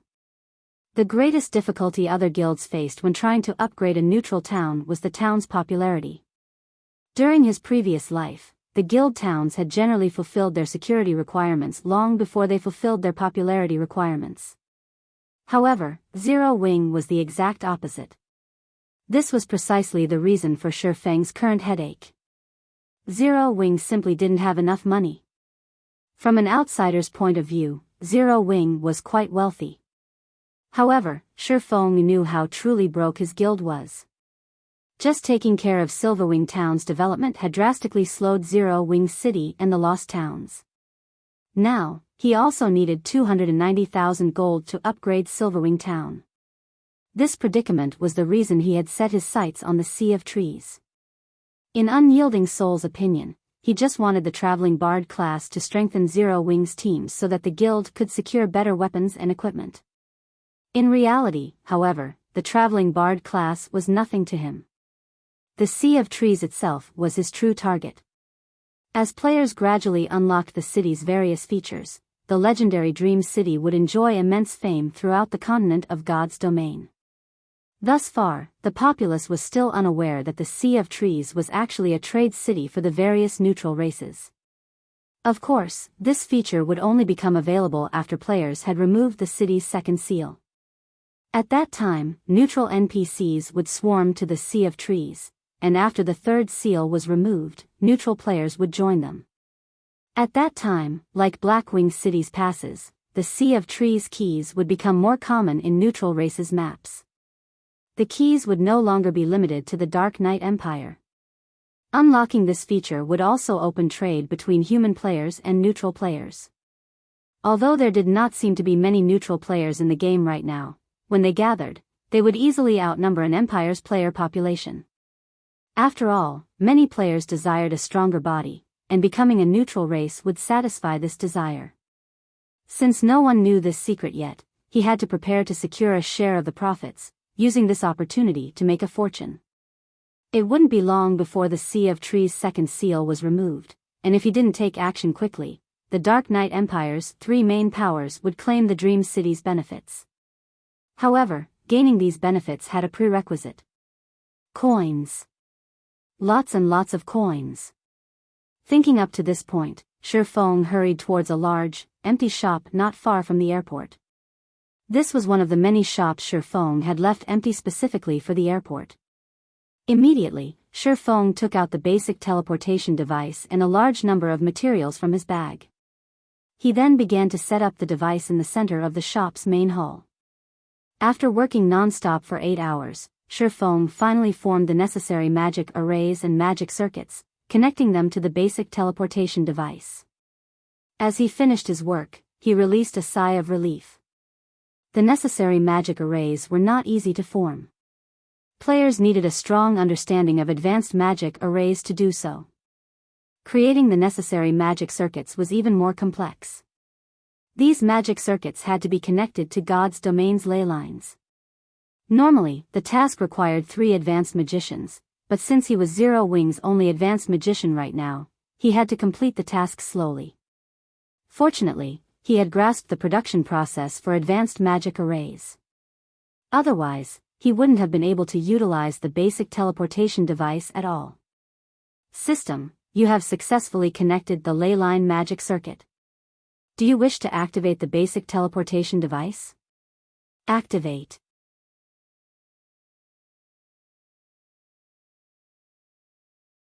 Chapter 1886, Prosperous Silverwing. In the quiet hall, the basic teleportation device activated, and magic arrays began to manifest on the ground. A short moment later, a silver, threefold magic array appeared above the teleportation device, glowing with a dazzling light. The moment this threefold magic array appeared, the ambient mana rapidly gathered to the teleportation device. A pillar of silver light rose from the teleportation device, piercing through the ceiling and rising out of the shop. Every player in Silverwing Town could see the commotion activating the teleportation device had caused. As the silver light pillar rose beyond the clouds, it exploded. A silver light then rippled through the sky. In the blink of an eye, the ripple had enveloped all of Silverwing Town. Then, as quickly as it had appeared, the silver ripple vanished. What just happened? Was that some kind of magical attack? Isn't the airport in that sector? Did someone just attack the airport? As the light pillar and ripple disappeared, questions overwhelmed the town's players. Some curious players started to make their way towards the airport to investigate. Meanwhile, inside the large shop, Sherfone grinned as he looked at the operational teleportation device. If an airport could attract players to a town, boosting its development, then a teleportation device would bring abundant wealth.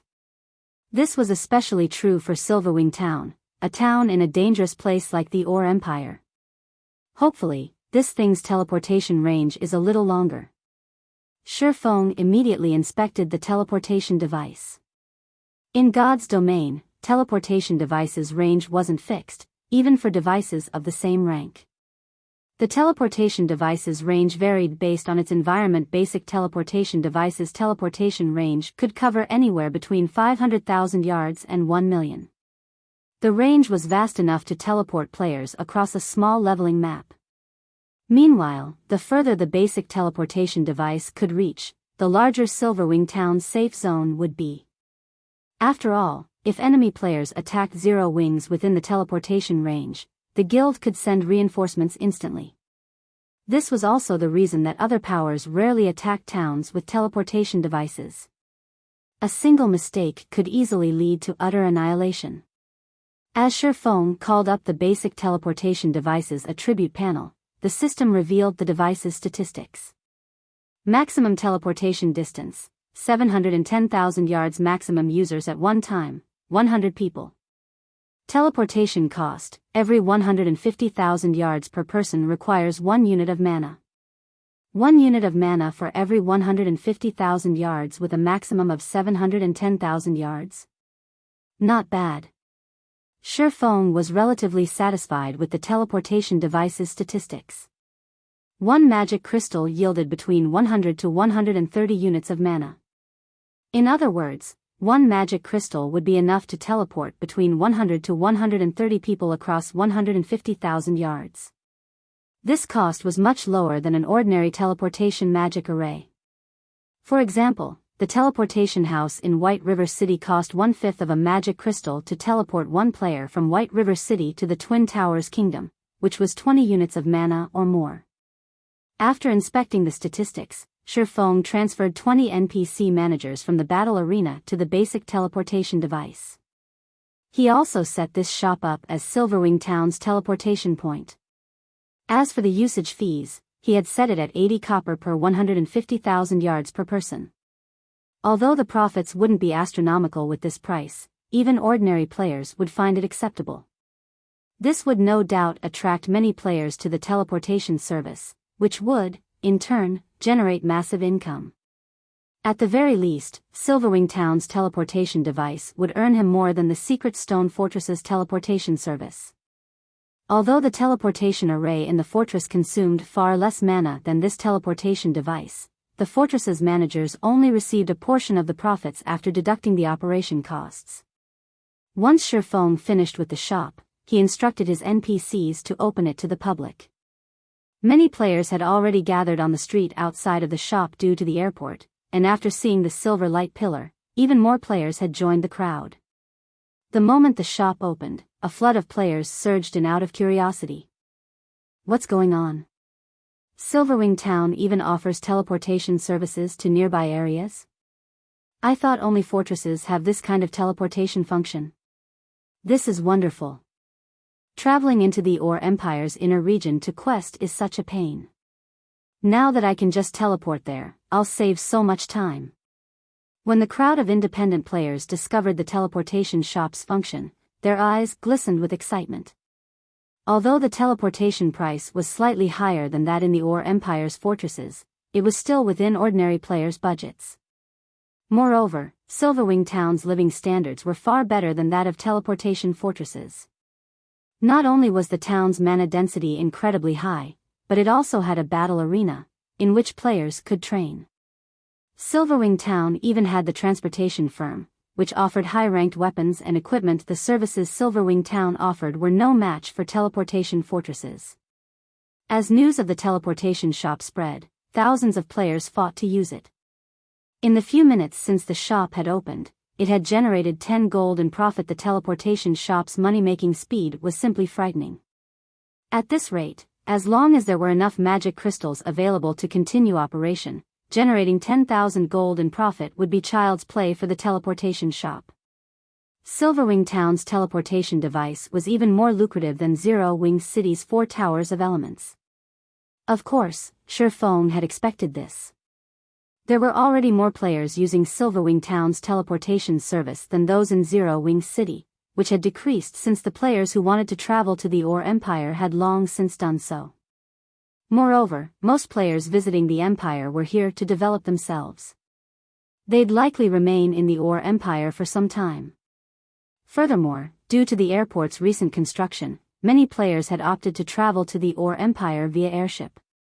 This further reduced the number of players who used Zero Wing City's teleportation services. In addition, Silverwing Town's teleportation service allowed players to teleport directly to the Secret Stone Fortress. Players could then use the Secret Stone Fortress's teleportation service to travel to the Ore Empire's inner region. Players who wanted to enjoy both Silverwing Town's benefits and grind in the Empire's inner region would frequently use the town's teleportation services. Including the players trying to enter the town each day, far more players would utilize the town's teleportation services than those in Zero Wing City. News of Silverwing Town's teleportation service quickly spread throughout the Ore Empire. It was enough motivation for players that quested and grinded in the Empire to shift their base of operations to Silverwing Town. Previously, not many players had settled down in Silverwing Town since it was so far from the Ore Empire's inner region, making travel to and from inconvenient, but since Shifeng had resolved this issue, these players would naturally set up their base in the town. Although the cost would be slightly higher, the town's benefits would make it worthwhile. The players operating in the Ore Empire's inner region were at least elites, as well, so spending a few extra silver coins each day wouldn't be a problem.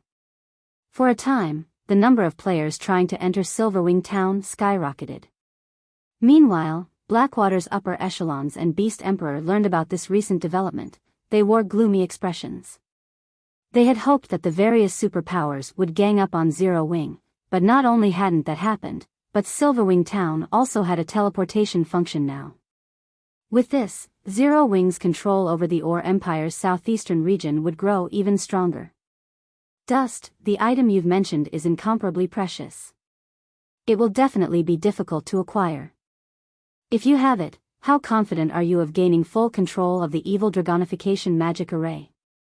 Beast Emperor asked the man beside him, Dust Edge, from his seat in the Evil God's Branch Temple in ancient Rock City. He had planned to use the Dark Players and Bounty Hunters to whittle Zero Wing's combat power and financial strength down, but now, this plan would likely fail. He also lacked the forces to launch a direct assault on Silverwing Town.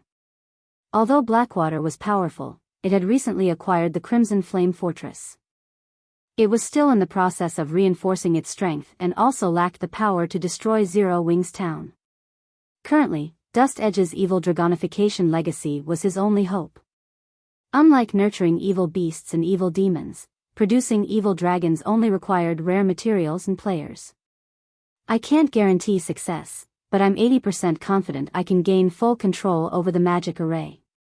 Once I do, I'll be able to create even stronger evil dragons. Including the Evil God's Temple's current forces, destroying Silverwing Town should be a breeze. Dust Edge proclaimed, confidence shining in his eyes. We'll wipe all of Zero Wing from the face of God's domain, not to mention removing the guild from the Ore Empire. Good. I'll notify Blackwater and Dark Soul now and have them secure the item for you as soon as possible. Seeing the confidence in Dust Edge's eyes, Beast Emperor couldn't wait to see the completed evil dragon. Meanwhile, in Silverwing Town's candlelight trading firm, Shifeng had begun to rent out the shops around the airport. He had set the rent at 3,000 gold per month for small shops and 5,000 gold per month for large shops. Naturally, there were a limited number of shops available, so they would be rented out on a first-come, first-served basis. The moment the guild revealed the rental prices, the town's interested merchant players were stunned. This is insane. Has Zero Wing gone mad for money?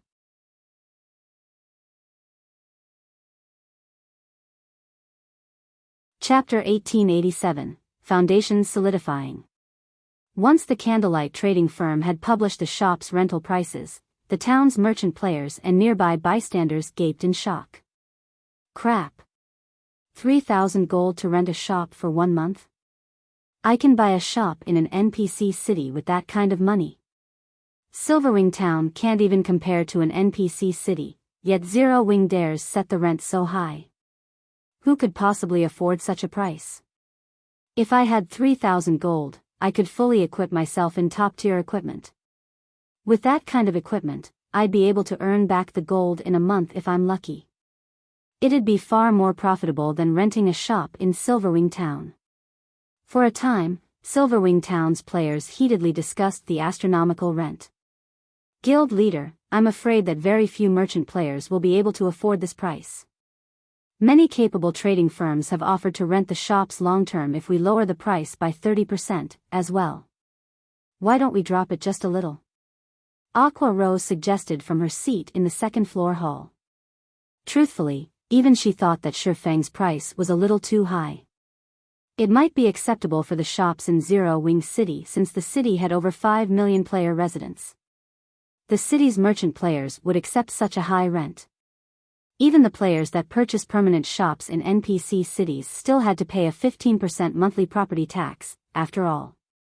Moreover, this property tax would change based on the shop's monthly evaluation. The tax wasn't fixed based on the initial purchase price. However, Silverwing Town wasn't Zero Wing City. Although it had already become an intermediate town, it could only accommodate a limited number of players at a time. Right now, its player population was nowhere near that of a major NPC city, not to mention Zero Wing City. Tell them that my price isn't that high considering Silverwing Town's current prosperity. If they refuse, we won't push the matter. However, I can't guarantee that the prices won't increase after another fortnight, Shifeng said nonchalantly. Silverwing Town was home to the treasure trove known as the Transportation Firm, which allowed players to purchase rare items. If players purchased these rare items before reselling them in other countries, they could make quite a profit. In addition, the shops themselves could be used as warehouses to store items.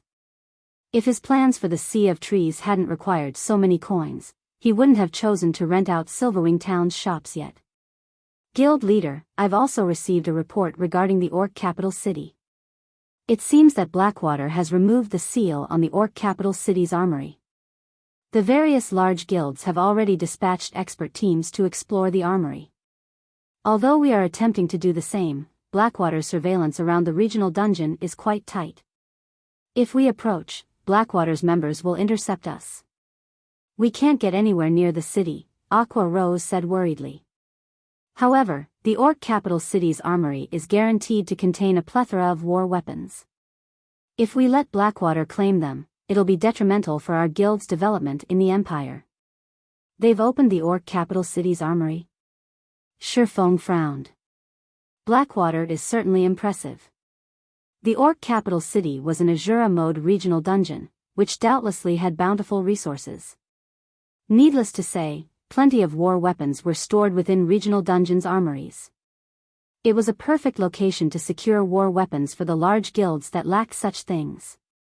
However, since Blackwater controlled the Crimson Flame Fortress, it essentially controlled the path to the Orc capital city. Moreover, Blackwater would have a much easier time eliminating Zero Wing's members once they entered the city since the guild had the home ground advantage. If Blackwater truly acquired a large number of war weapons, it would become a detriment to Zero Wing. Zero Wing had solidified its position in the Orc Empire because it had far more and stronger war weapons than other guilds.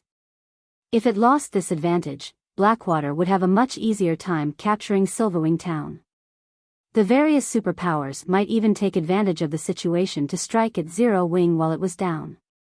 Based on our reports, the various superpowers have begun to prepare for the armory's exploration. If we fall behind, Aqua Rose felt utterly helpless about the situation. While Zero Wing could sneak some of its experts into the Orc capital city, they could only send in so many before attracting Blackwater's attention.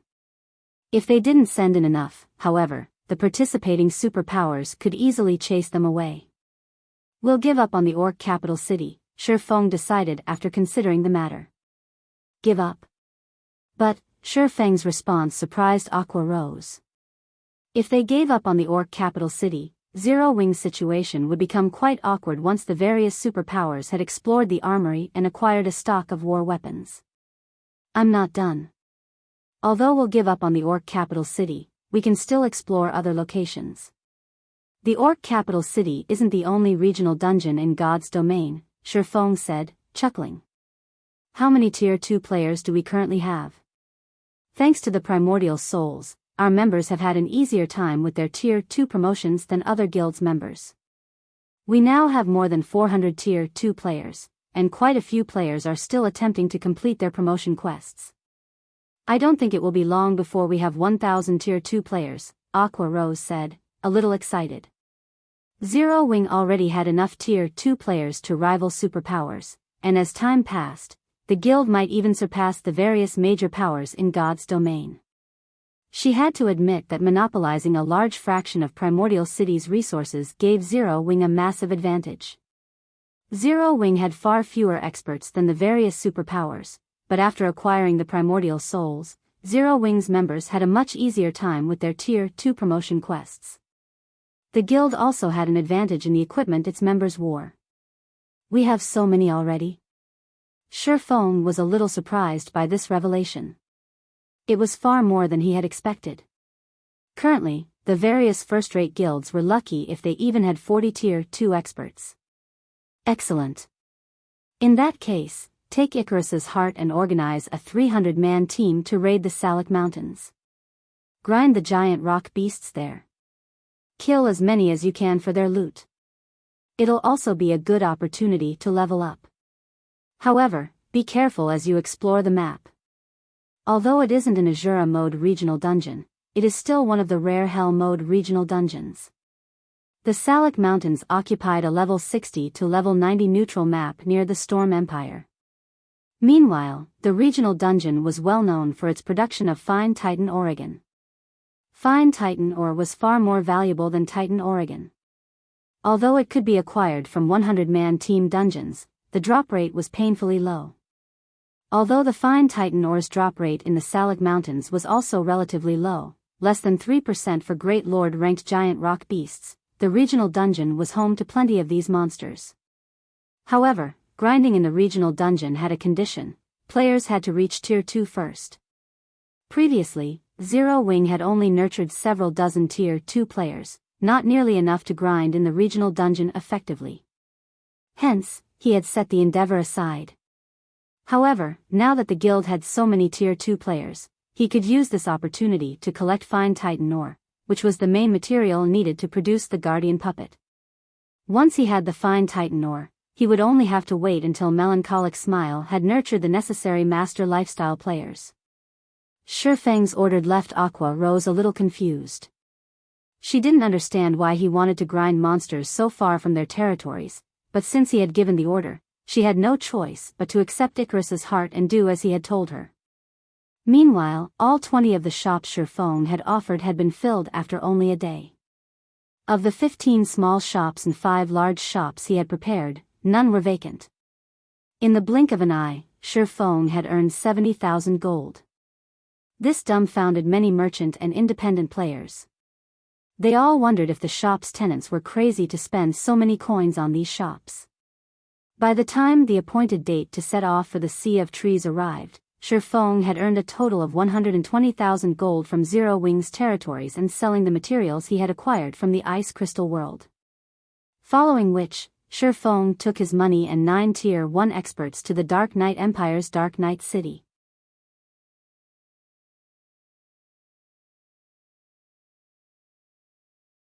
Chapter 1888, Undead Knight Dark Knight Empire, Dark Knight City.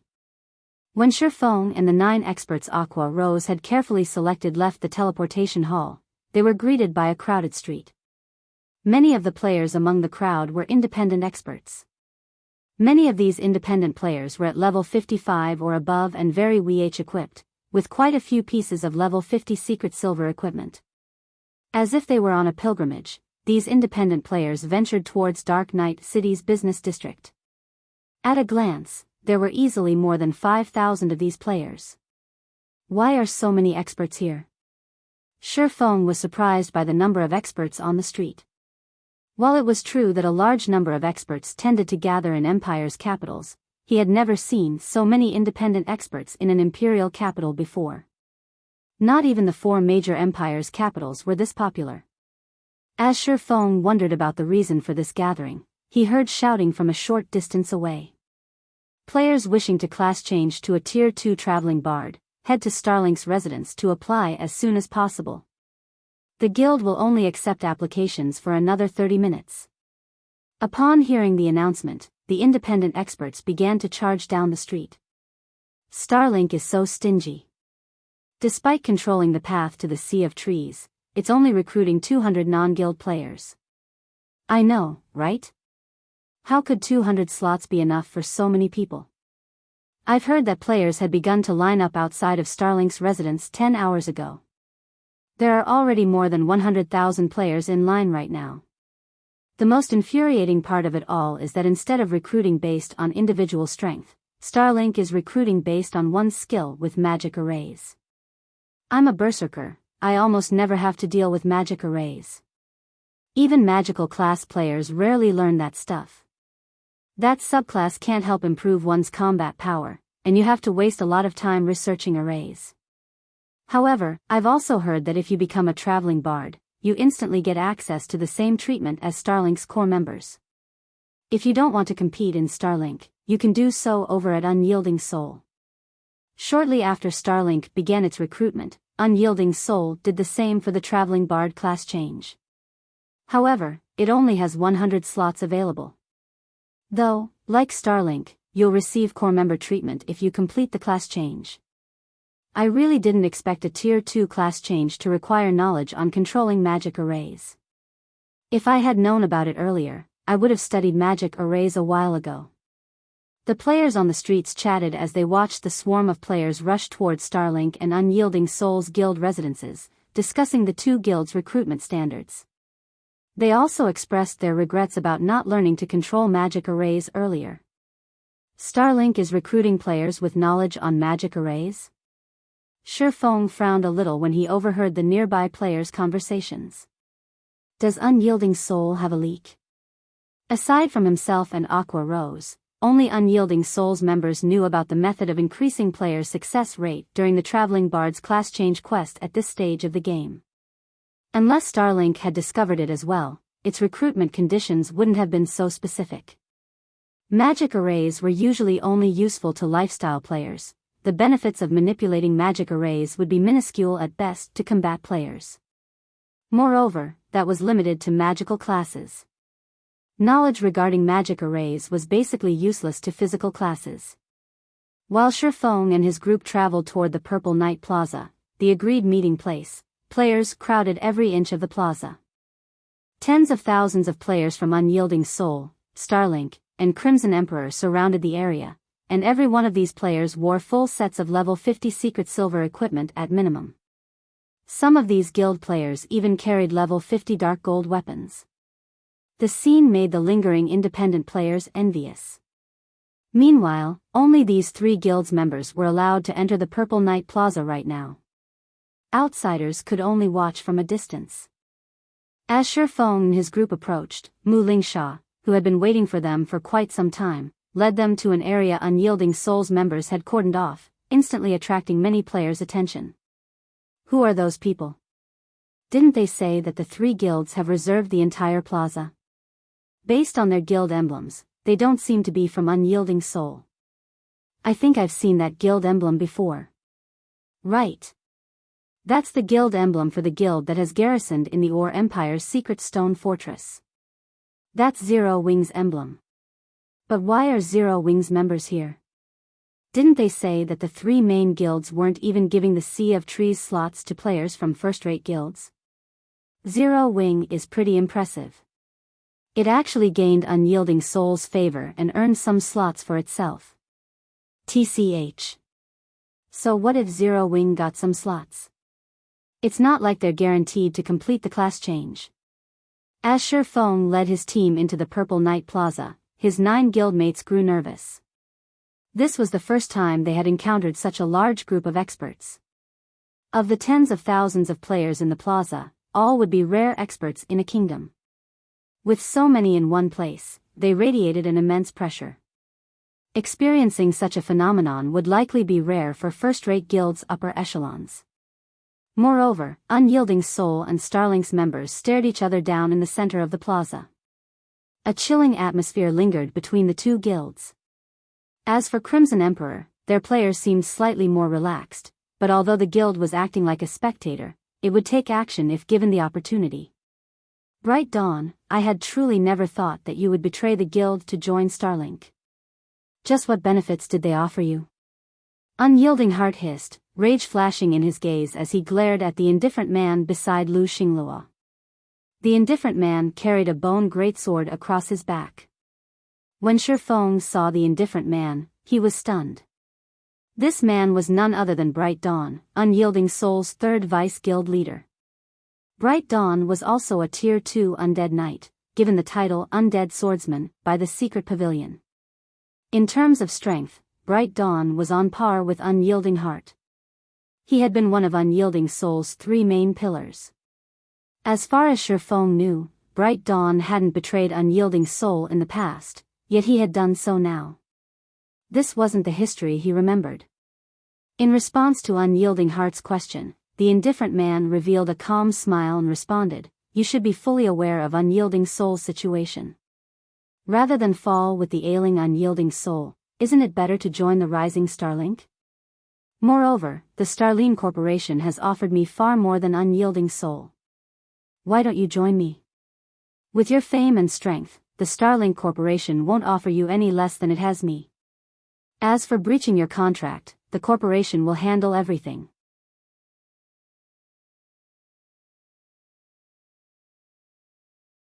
Chapter 1889, Change in Trajectory. At Bright Dawn's invitation, Unyielding Soul's members gasped. They finally realized why a vice guild leader like Bright Dawn would dare to betray Unyielding Soul. Tight restrictions tied every upper echelon to their guild. If an upper echelon wished to withdraw from the guild and retain their game accounts, they only had 2 choices. The first required automatic expulsion from the guild, while the second option required the upper echelon to pay a high compensation fee for breaching their contract. For a vice guild leader that had spent more than a decade with Unyielding Soul, the required compensation wouldn't be trivial. It wouldn't have been odd if Bright Dawn had even gone bankrupt after paying the compensation fee. Yet, not only had Starline Corporation foot the compensation fee, but it had even offered Bright Dawn a high salary. Including Starlink's limitless potential due to the Starline Corporation's backing, it was only natural that the guild had lured over Bright Dawn. Of course, I'm sure that you have no interest in these factors. In that case, I'll tell you about something that will definitely catch your attention. A fantasy star. Unyielding Soul will never get its hands on something like it. Why don't you give the option some consideration? Bright Dawn smiled at Unyielding Heart, who had aged past his vibrant youth. Everyone's eyes glowed as they listened to Bright Dawn's offer. Fantasy stars were a special ore that humanity had discovered during the interstellar era, and they only had one purpose. When worn, these stars would recover and retain a human's youth for a long time. Although fantasy stars couldn't extend one's lifespan, if one consumed the Green God Company's products while wearing a fantasy star, they could extend their youthful glow for another decade or two even without physical training. In other words, a middle-aged individual, around 40 years old, that didn't maintain their physical fitness could look like an early 20-year-old with the fantasy star's help. The fantasy star was an absolute treasure to professional gamers who relied on their youth to make their living. Although one's physical body in the real world wouldn't affect the performance of their virtual body in God's domain, their mental performance would. People past their prime generally had slower reactions than younger individuals. Even if one trained diligently to maintain their physical form, their age would, more or less, affect their mind. Needless to say, improving one's mental fortitude past one's prime was a daunting challenge. However, the fantasy star couldn't just restore one's youth, it could also maintain mental function, allowing humans to operate at their peak. Hence, the fantasy stars were extremely valuable. Not even the wealthiest individuals could afford one. Moreover, fantasy stars were incredibly rare. To purchase one needed sufficient status as well as funds. Meanwhile, the Starline Corporation just so happened to be one of the few fantasy star suppliers in the world, which meant that Bright Dawn had likely told the truth. A fantasy star? No wonder why he betrayed his old guild. After hearing about the fantasy star, Shi Feng understood why Bright Dawn had turned traitor. Bright Dawn currently looked to be in his 40s, and vice guild leaders from super first-rate guilds had no need for money. However, everyone craved youth. Once he acquired a fantasy star, Bright Dawn could recover to his peak. With his abundance of combat experience and combat techniques, he could improve himself further with his recovered youth. When Mu Lingsha heard what Bright Dawn had been offered, she glanced at Unyielding Heart nervously. Not only was Unyielding Heart one of Unyielding Soul's 3 main pillars, but he was also the guild's first vice-guild leader. If Starlink poached him, it would deal a devastating blow to Unyielding Soul. So, you betrayed your brothers in arms for a stupid fantasy star? I was blind to think of you as a friend. From now on, I will have nothing to do with you. Unyielding Heart growled. He then glared at Lu Xinglua, who had maintained his smile, and said, "Just you wait. Sooner or later, Unyielding Soul will chase you out of the Dark Knight Empire and regain its former glory." Unyielding Heart's words restored his dispirited guild members with fighting spirit. They all cheered their first vice-guild leader while ridiculing Bright Dawn. Regain your former glory? Bright Dawn could not help but laugh at Unyielding Heart and the other members of Unyielding Soul. And how will Unyielding Soul do that, exactly? Will it rely on an old fellow like you, Heart? Or the ignorant Miss Mu? Or are you going to rely on Zero Wing, your pitiful partner? Open your eyes and take a good look. Unyielding Soul is finished. The only thing holding it together is a group of useless, old bastards. We've already gathered over 50 experts who are capable of manipulating intermediate magic arrays. Unyielding Soul should give up the hope of nurturing a single traveling bard. No, to be precise, you won't even get into the sea of trees. After saying so, Bright Dawn raised his hand. In response, some of Starlink's members in the Purple Knight Plaza began to make their move, each holding a silver crystal ball. As these Starlink members completed an incantation, silver magic arrays began to manifest before them, releasing a bright light. A massive barrier then enveloped both Unyielding Soul and Crimson Emperor's members in the plaza. Have fun inside this barrier. It isolates everything within in a different dimension. Although this barrier requires 288 level 50+ players to sacrifice 5 of their levels permanently, the barrier will hold every one of you for 8 hours. With that said, we'll be taking our leave now, Bright Dawn said, laughing at Unyielding Heart. He then took a key from his bag and opened a teleportation gate to the Sea of Trees. Unyielding Soul and Crimson Emperor's members could only watch as Starlink's members entered the teleportation gate and disappeared from the plaza. No matter how much they attacked the magic barrier, they couldn't damage it in the slightest. To make matters worse, the surrounding NPC soldiers were ignoring the magic barrier. Damn it! To think they had planned such a trap. Unyielding Heart cursed as he attacked the illusory magic barrier with his greatsword. However, it felt as if he attacked nothing but air. The barrier didn't react as his greatsword sliced through it.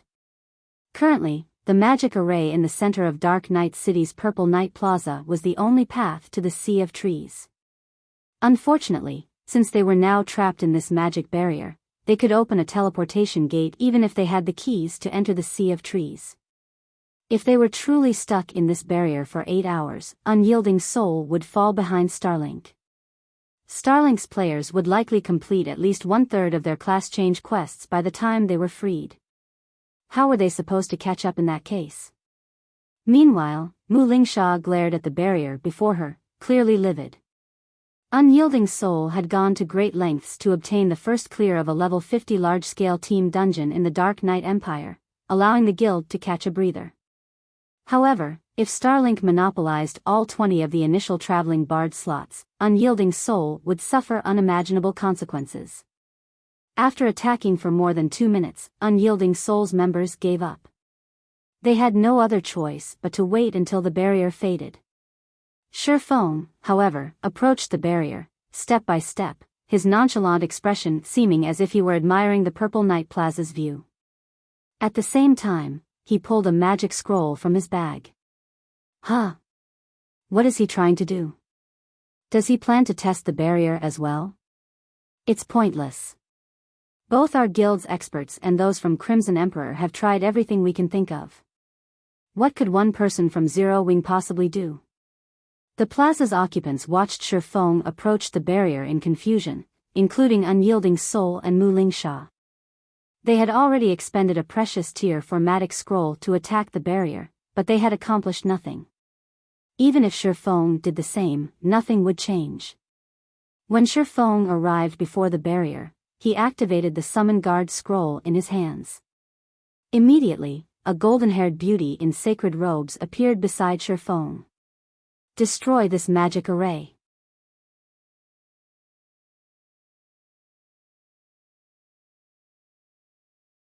Chapter 1890, Breaking the Barrier in One Hit. When the watching crowd saw the level 85 personal guard, Anna, they were dumbfounded. Destroy it? Unyielding Heart and the other Unyielding Soul members felt their anticipation melt away when they saw that Shifeng had merely summoned his personal guard. Meanwhile, Crimson Emperor's upper echelons couldn't help but laugh at the swordsman. Is that kid stupid? What is a Tier 2 NPC going to do in this situation? A woman in white robes among Crimson Emperor's members said as she shook her head. She had a tall, slender figure and radiated a mature charm. While Anna was no doubt the highest-leveled personal guard she had ever seen, Anna was still only Tier 2. She wasn't much different than the players trapped in the plaza.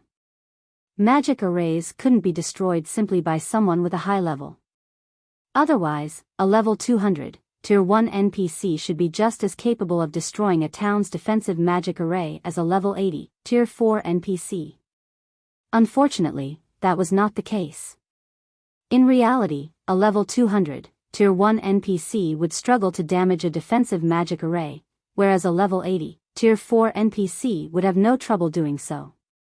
This was the power of tiers. Not only did higher tiers provide quantitative transformations, but they also qualitatively improved one's power. This was the case for magic arrays as well. The higher ranked a magic array was, the purer its mana would be.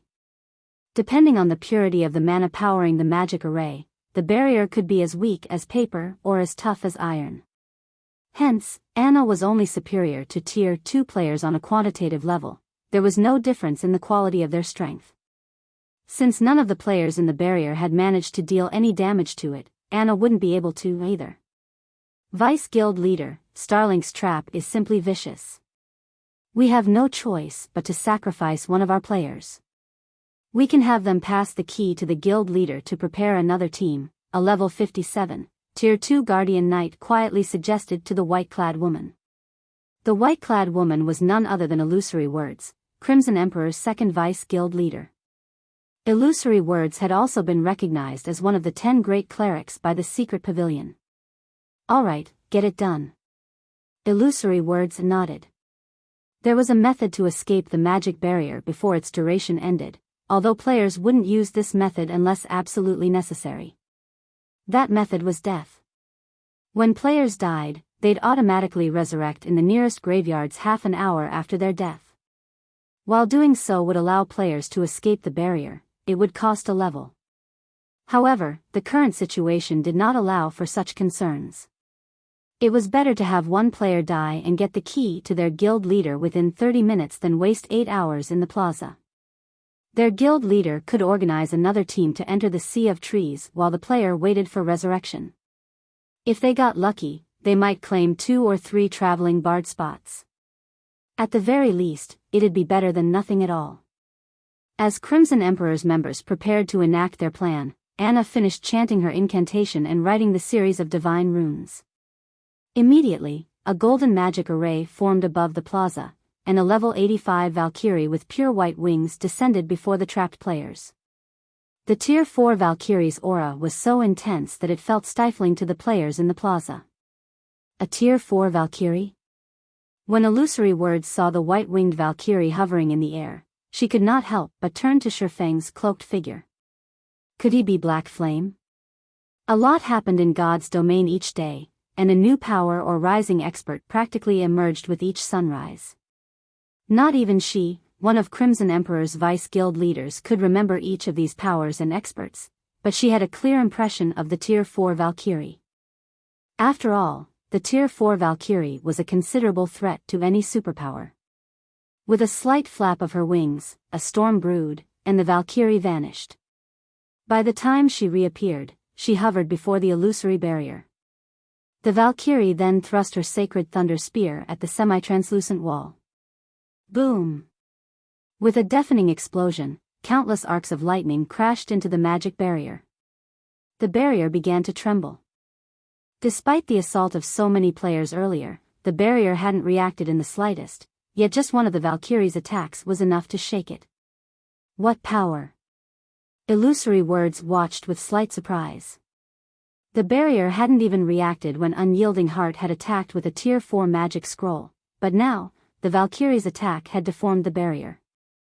One could easily imagine how powerful the Valkyrie's attack was. However, as the lightning began to fade, the magic barrier stilled. A second later, the barrier recovered to its original state as if it hadn't been attacked at all. Even that wasn't enough? Unyielding Heart's expression soured as the magic barrier recovered. While it was true that the Valkyrie's attack had been effective, it was clear that the strike had only depleted a small portion of the magic barrier's energy reserves. It would take a considerable amount of time for the Valkyrie to destroy the barrier.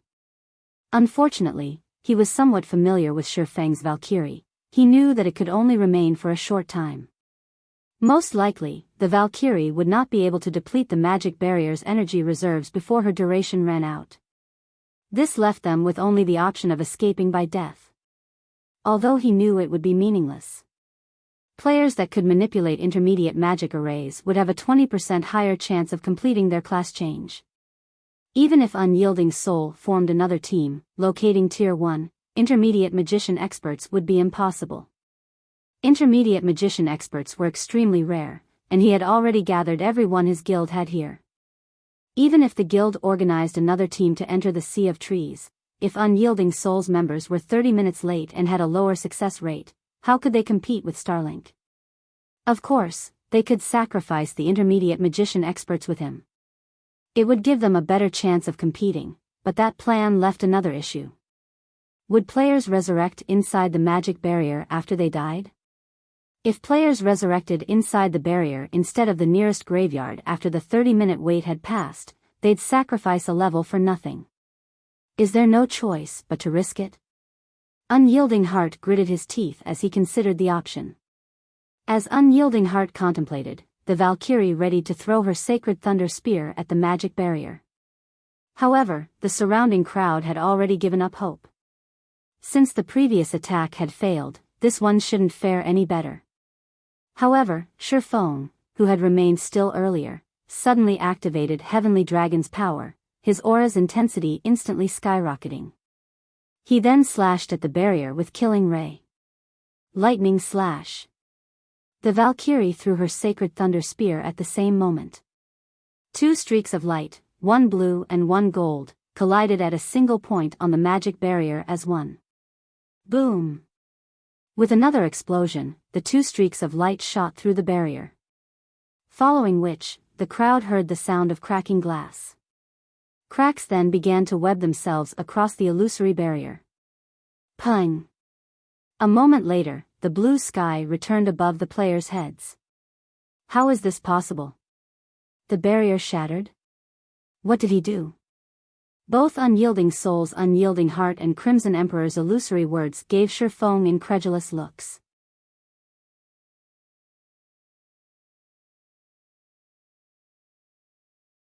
Chapter 1891, Another Method. Dark Night City, Purple Night Plaza. As the barrier disappeared, silence filled the entire plaza, and every player that had been trapped behind the barrier turned to stare at Shifeng. So strong.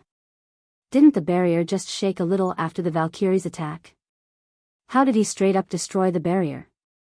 Whether it was the spectating players outside of the plaza or the two super first-rate guilds members within, all looked at Shifeng with incredulous expressions. The expert player Starlink had stationed to observe the situation from outside of the plaza stared at the scene with bulging eyes. They had only formed the illusory spatial barrier after sacrificing 288 players to the magic array, yet Shifeng had shattered it without much effort. The illusory spatial barrier had been formed with a set of special magic tools the guild had found in ancient ruins. Starlink had exhausted a lot of time and resources to explore the various ruins, and by the time the guild had completed the required set to form the magic array, the guild had suffered over 5,000 casualties, all of which had been elite or expert players. Once the illusory spatial barrier had been activated, not even a Tier 4 monster should be able to escape. The Tier 4 monster would have no choice but to wait through the barrier's 8-hour duration. Moreover, even if players died inside the barrier, they would resurrect within it instead of in the nearest graveyard. Yet, Shifeng had shattered the barrier in one hit. While everyone was still shocked, Shifeng sheathed Killing Ray and turned to Unyielding Heart and his companions. The magic array has been dealt with. Let's hurry to the Sea of Trees, Shifeng said as he gestured to the magic array in the heart of the Purple Night Plaza. Calmly, he continued, it hasn't been long since Starlink's members left. We should be able to catch up if we hurry. Hearing Shifeng's reminder, Unyielding Heart and Mu Lingsha quickly snapped out of their daze and gave the swordsman grateful looks. If Shifeng hadn't shattered the magic barrier, they wouldn't have been able to compete with Starlink. Immediately, Unyielding Heart took a key from his bag and activated the teleportation gate to the Sea of Trees. Mu Lingsha then directed their experts to enter the teleportation gate. Meanwhile, illusory words couldn't pull her gaze from Shifeng, astonishment filling her eyes. Strength combination? When illusory words recalled the attack Shifeng had executed with the Valkyrie, a playful smile graced her lips. It seems that Black Flame is far more capable than I thought. It's no wonder why the secret pavilion has such a high evaluation of him. The Valkyrie's strength hadn't been quite high enough to shatter the illusory spatial barrier alone. Shifeng had actually combined his strength with the Valkyrie's to compensate. Executing the strength combination technique with another individual was many times more difficult than using it alone. One's grasp of timing and positioning had to be extremely accurate. It wasn't a casual feat to accomplish. Yet, Shifeng had smoothly executed the technique, which even domain realm experts found challenging. Although Shifeng hadn't combined his full strength with the Valkyries, it had been enough to exceed the magic barrier's limit. Thus, the magic barrier had shattered. Vice Guild Leader, the magic barrier is gone. Let's hurry as well, a tall, muscular berserker said. All right. Activate the teleportation gate. Illusory words nodded. She then directed her selected players into the teleportation gate.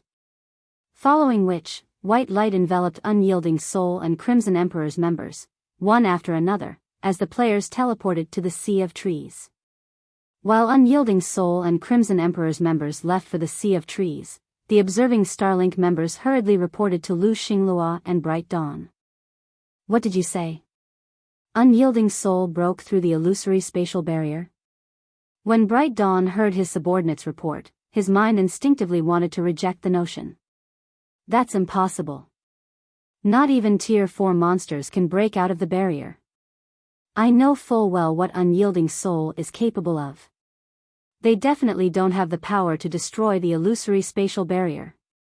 As Unyielding Soul's ex-vice guild leader, he was fully aware of the guild's current prowess. He even knew the guild's trump cards. At best, the guild could expend 5 Tier 4 offensive magic scrolls, which wouldn't be enough to destroy the illusory spatial barrier. The illusory spatial barrier really shattered, but Unyielding Soul's members didn't do it, the reporting assassin said. Not Unyielding Soul's members? Was it Crimson Emperor? Bright Dawn's expression darkened. It seems that I've underestimated illusory words, to think that she had such card hidden. While the illusory spatial barrier could be broken, doing so required immense power. One would need enough power to destroy a town's defensive magic array in one hit, and players had no chances of encountering such power at this stage of the game.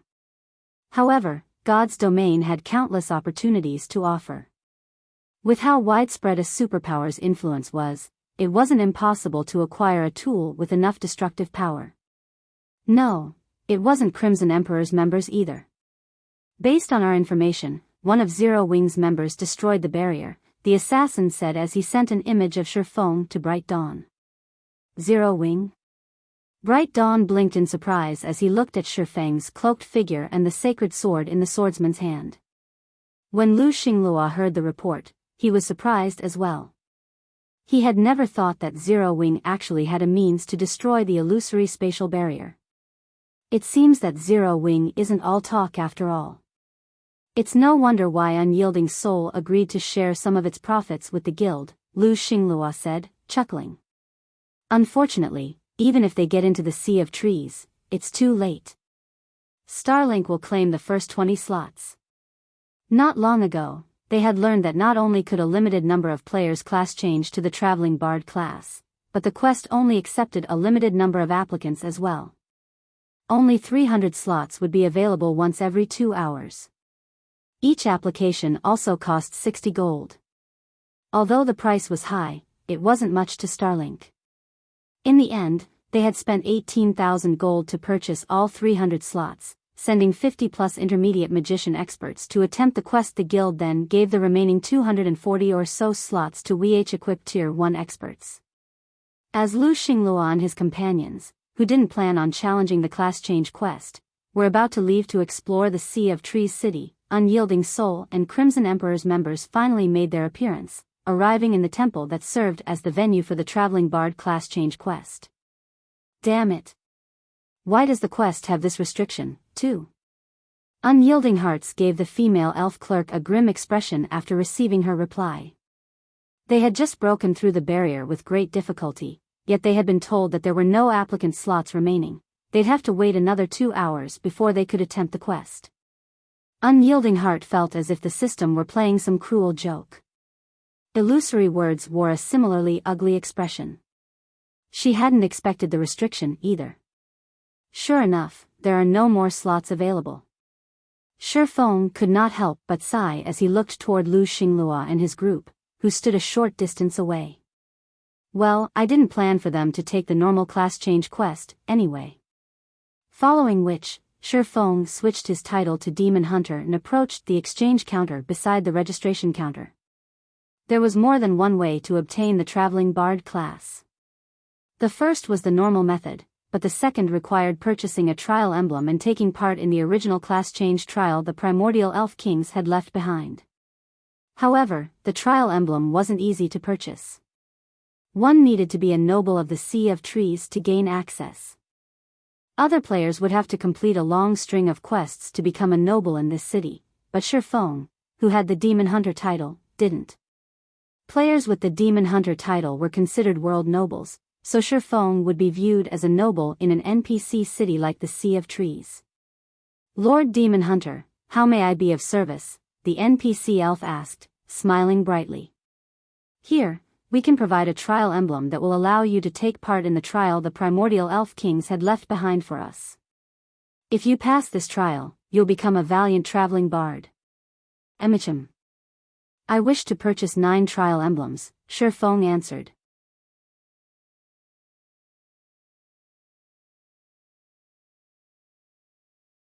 Chapter 1892, Complete Legacy, Trial Emblem? How did he just trade with that NPC? Didn't she refuse to trade with us a moment ago? When Lu Xinglua and the others heard the female elf's words, they were stunned. When they had visited the Elven Temple, they had spoken with its NPCs.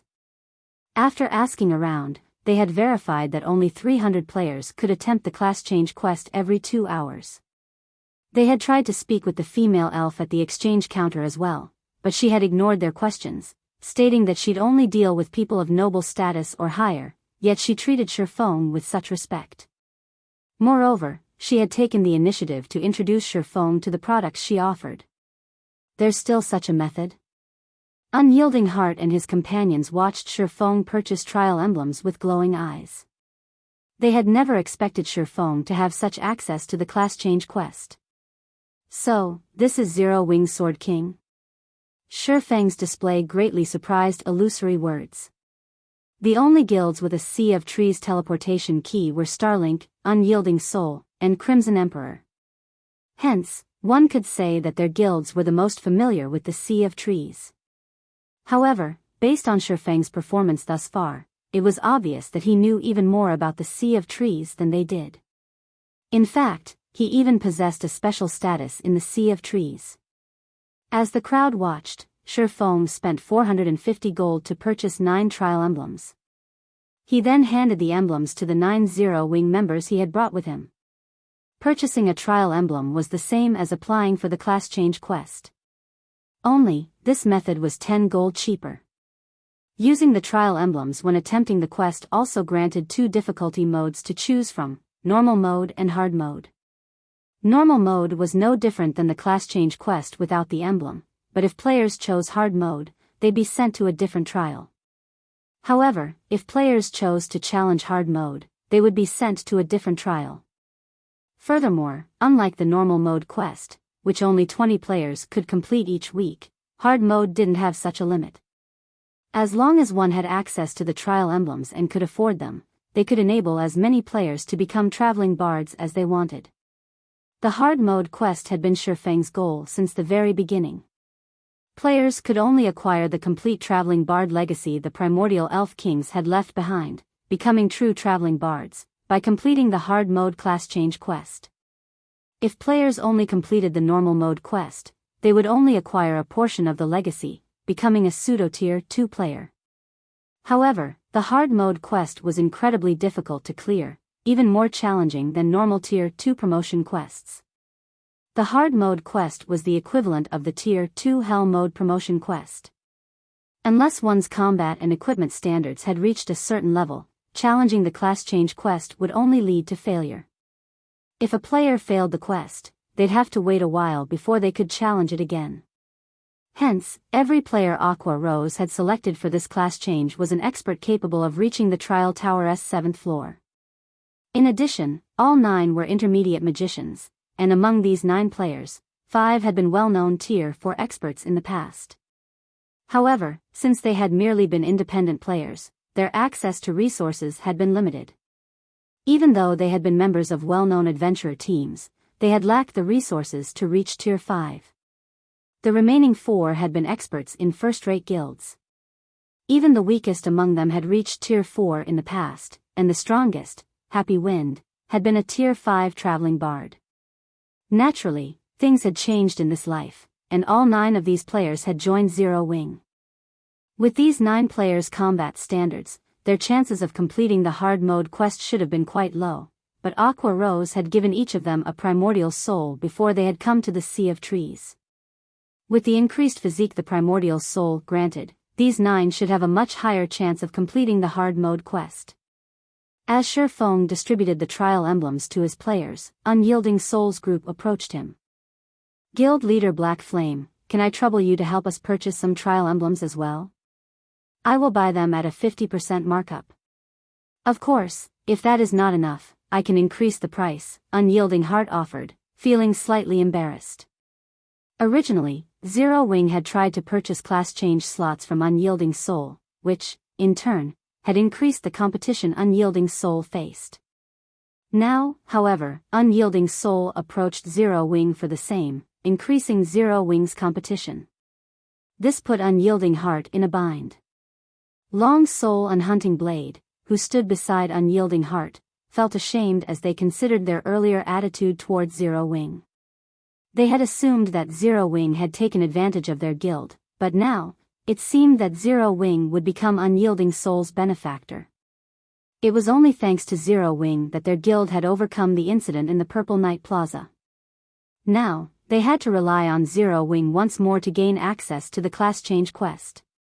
If not for Zero Wing, they would have had no hope of competing with Starlink. Sure enough, you really are guild leader Black Flame. Hello, I am Illusory Words of Crimson Emperor. On behalf of Crimson Emperor, I wish to seek your help in purchasing trial emblems. I am willing to offer double the original price. May I know if you are willing to lend me your aid? Illusory Words asked gently as she approached Shifeng. Everyone was stunned as they watched the vice guild leaders of two super first-rate guilds approach Shifeng for help. If the public found out about this, they'd be shocked. Our guild leader is so amazing. Even superpowers are asking him for help. That's only natural. That's Zero Wing's guild leader we're talking about. Quick, look at the stupid faces Starlink's members are making. The 9 Zero Wing members that had obtained the trial emblem chatted about their guild leader, reverence flashing in their eyes as they looked at Shifeng. Before they had joined Zero Wing, even first-rate guilds had been colossal existences in their eyes, let alone super first-rate guilds. Super first-rate guilds were the virtual gaming world's overlords, yet two such guilds wanted their guild's help. This was simply unbelievable. That won't be a problem. Let's forget about the price markup. Instead, I hope that your two guilds can help with a problem of mine, Shifeng said, chuckling as he looked at Unyielding Heart and Illusory Words. Help? Both vice guild leaders gave Shifeng confused looks. They had brought with them a lot of players to attempt the class change quest.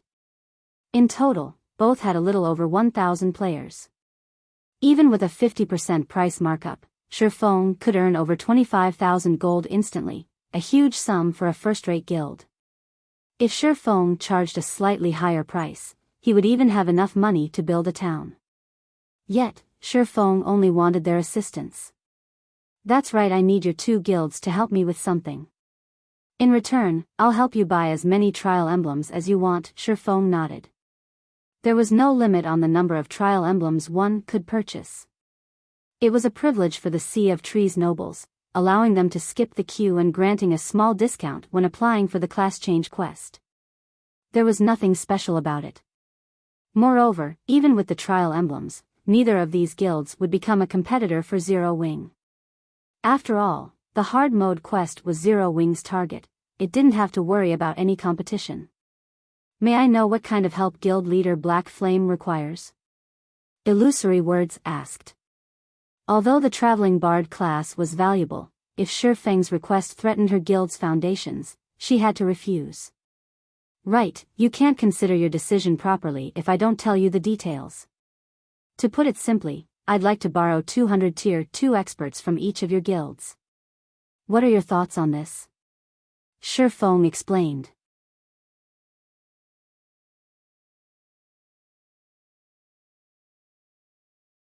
Chapter 1893, Age-Old Secret. Borrow Tier 2 Experts. Unyielding Heart and Illusory Words stared at Shifeng in confusion, unable to fathom why Shifeng would need so many experts. At this stage of the game, Tier 2 experts were still quite rare in God's domain. Even a first-rate guild would only have around 30 to 50 Tier 2 players, yet Shifeng wanted their guilds to lend him 200 Tier 2 experts each. This was close to half of the Tier 2 experts in their guilds. Such a large number of Tier 2 experts would be far too many to raid a team dungeon. The largest team dungeon at this stage of the game could only accommodate 200 players, yet Shifeng wanted 400. Furthermore, Zero Wing had its own Tier 2 experts. That's right, I want to raid a field boss, but I currently lack manpower, Shifeng said, nodding. Of course, Zero Wing will compensate for any deaths incurred during the expedition. May I know your opinions on this? He might earn 30,000 gold or so if he resold the trial emblems to the two guilds at a markup, but 30,000 gold was not enough to change Zero Wing's situation. Besides, Zero Wing's financial need wasn't limited to the money required for Silverwing Town's upgrade. The guild also had to pay back the loan for the airport. In total, Zero Wing needed 500,000 gold. It was a significant sum, even for a superpower. Most importantly, Zero Wing wasn't as off as everyone thought.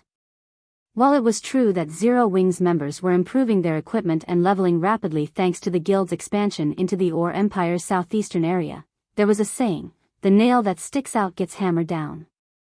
Now that Zero Wing had secured a large fraction of the Ore Empire's benefits, the various superpowers watched the guild closely. The only reason they had not taken any actions was Zero Wing's war weapons and teleportation abilities. However, now that Blackwater had opened the Ore capital city's armory, it was only a matter of time before the various superpowers obtained a large number of war weapons or designs for them. If Zero Wing did not take any preventive measures now, the guild would suffer later on. Meanwhile, Shifeng had been nursing a headache over the last few days while trying to figure out a solution to this problem. Fortunately, an opportunity had just presented itself. He had planned to wait until Zero Wing had 1,000 Tier 2 experts before initiating the next step of his plan, but it seemed that he wouldn't have to wait that long. If he had the help of these two super first-rate guilds Tier 2 experts, he could definitely defeat the Void Serpent, a level 60 world boss. Although world bosses seemed like ordinary field bosses, they possessed a unique domain that prevented players from using external tools. Players had to rely on their own strength to face these world bosses. Hence, raiding world bosses was far more difficult than field bosses of the same rank and level. However, due to the extremely high raid difficulty, every world boss dropped impressive loot. World bosses also dropped some unique materials. Because of this, God's domain's countless powers had constantly challenged world bosses in his previous life. Guilds had still raided level 70 or 80 world bosses after players had reached level 200. Shifeng's interest in slaying the Void Serpent wasn't only because of its loot. The Void Serpent also held a secret that Shifeng wanted. Only with the Void Serpent's blood could players activate the greatest secret the Witch's Hill had hidden for several centuries, the Otherworld Gate. The Void Serpent was in a secret, underground temple in the Witch's Hill, and since the map was so large, locating the underground temple was quite difficult. The fact that the Witch's Hill was so far from civilization only made the temple even more difficult to find. As a result, the Void Serpent had remained hidden even after mainstream players had reached level 100 in Shifeng's past. Players had only learned of the Void Serpent after a party exploring the Witch's Hill had discovered the world boss. After news of the creature had gone public, guild teams had rushed to the underground temple to kill the Void Serpent. They then discovered the Witch's Hill's secret. Although the Otherworld Gate had been activated relatively late in the past, the various powers had still treated it like a priceless treasure. Within the Otherworld Gate, players had discovered an abundance of rare, precious materials, all of which were difficult to acquire in Starmoon Kingdom. Among the most notable materials was Void Silver. Void Silver was no less valuable than Mana Stone. Not only could it strengthen weapons and equipment, but it could also increase production success rates for forgers, engineers, enchanters, and alchemists by a large margin. The Otherworld Gate was also a good place to acquire level 50 plus top-tier weapons and equipment for independent players. Hence, the Witch's Hill had instantly become Starmoon Kingdom's focus. If Shifeng could activate the Otherworld Gate now, Zero Wing City, which occupied the Witch's Hill, would become the most popular city in Starmoon Kingdom. Not only could Zero Wing rake in a fortune, but it could also acquire tons of rare materials, allowing the guild to grow rapidly. He had wanted to raid the Void Serpent for a while, but unfortunately, Zero Wing lacked the strength to do so. A world boss was not an easy raid, and he didn't have a quest to take advantage of, drastically weakening the Void Serpent as he had with the Flame Demon King. If he wanted to raid the Void Serpent, he'd need at least 1,000 Tier 2 players. Meanwhile, after pondering on Shifeng's suggestion for a short moment, both Unyielding Heart and Illusory Words nodded. "Alright, I'll agree to your proposal on Unyielding Soul's behalf," Unyielding Heart said. Although he did not know what Shifeng wanted with so many Tier 2 players, saving over 10,000 gold by lending the swordsman 200 experts to raid a boss was a worthwhile transaction. "May I know when guild leader Black Flame needs our players?" Illusory Words asked. "Naturally, the sooner, the better," Shifeng said. "My side will need some time to gather the necessary manpower. After all, many of our Tier 2 experts are either questing or raiding dungeons right now. I'll need a little over a day to gather 200 Tier 2 experts, so can we gather in 2 days?" Illusory Words proposed a time after giving the matter some thought. "That won't be a problem. I need to see to certain preparations, as well," Shifeng replied, nodding. In truth, even if Illusory Words hadn't suggested it, he'd still need 1 or 2 days to prepare. "Since both of you have agreed to the arrangement, let's establish a contract." Following which, Shifeng signed a contract with Unyielding Heart and Illusory Words. In exchange for helping the two guilds purchase 1,000 trial emblems in total, each of the guilds would send 200 Tier 2 experts to help Shifeng hunt a boss. Once the contract had been signed, the two guilds handed Shifeng the coins to purchase the trial emblems.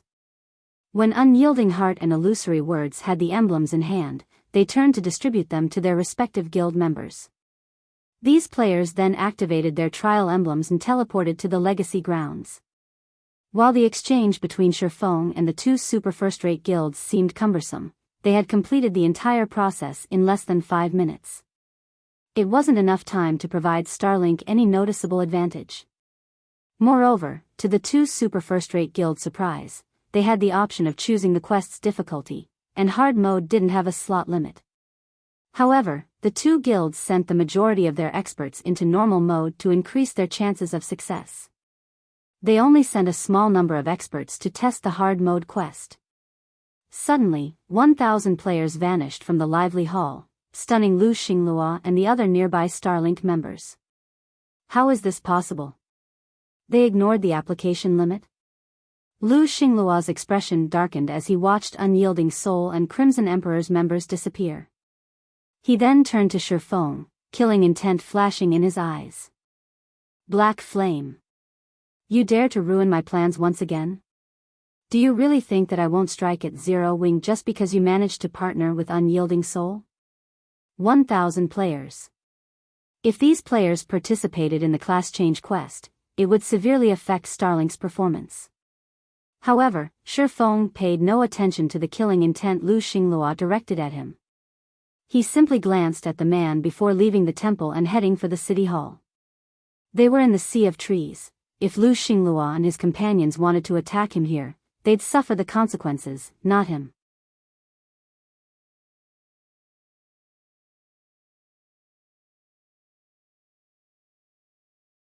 Chapter 1894, City of Foreign Races. The Sea of Trees was located in a secret land the primordial elf kings had created. A forest enveloped the city, and unlike Dark Knight's city, which was populated by tall buildings, this city was crowded with towering trees. Every tree pierced the clouds like a skyscraper. Houses had been built within the gigantic trees, and thick vines connected one tree to the next. Currently, Shifeng rode his mount down the spacious roads made of vines. When he looked down, he gazed at a sea of clouds below him. Since the Sea of Trees hadn't been fully unlocked, most of the people wandering on the streets were NPCs. Aside from the 3 Superpowers members, who had begun to explore the city, Shifeng didn't spot a single player. Sheltered by the 6 great primordial elf kings, the Sea of Trees had a long history. Most of the NPCs living here were elves, although some were NPC merchants from other races. Human NPCs only made up a small majority of the city's residents. Meanwhile, the weakest soldiers patrolling the city were level 180, Tier 1 NPCs. There were well-equipped Tier 2 soldiers, as well. Each patrol squad was led by a level 200, Tier 3 knight. However, these soldiers' levels and tiers weren't their most eye-catching aspects. All of these soldiers wore ancient equipment engraved with advanced battle arrays. When the advanced battle array activated, the Tier 2 soldiers could even take down Tier 4 players. The patrol captain's equipment sported master battle arrays. With these patrol captains protecting the city, not even Tier 5 players would last long if they tried to cause trouble. According to the legends, the primordial elf kings had also left behind immortal guardians to protect their sea of trees. Although these immortal guardians were not Tier 6 existences, they had the combat power to face gods. If a Tier 6 player entered the city, the secret land would forcibly suppress them to Tier 5. Hence, on the continent of God's domain, the Sea of Trees security was even superior to Blackwing cities.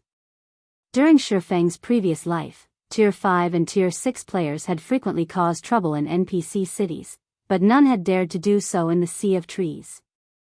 This was also the reason that the Sea of Trees had become the most well-known NPC city in God's domain, attracting tons of normal and neutral players.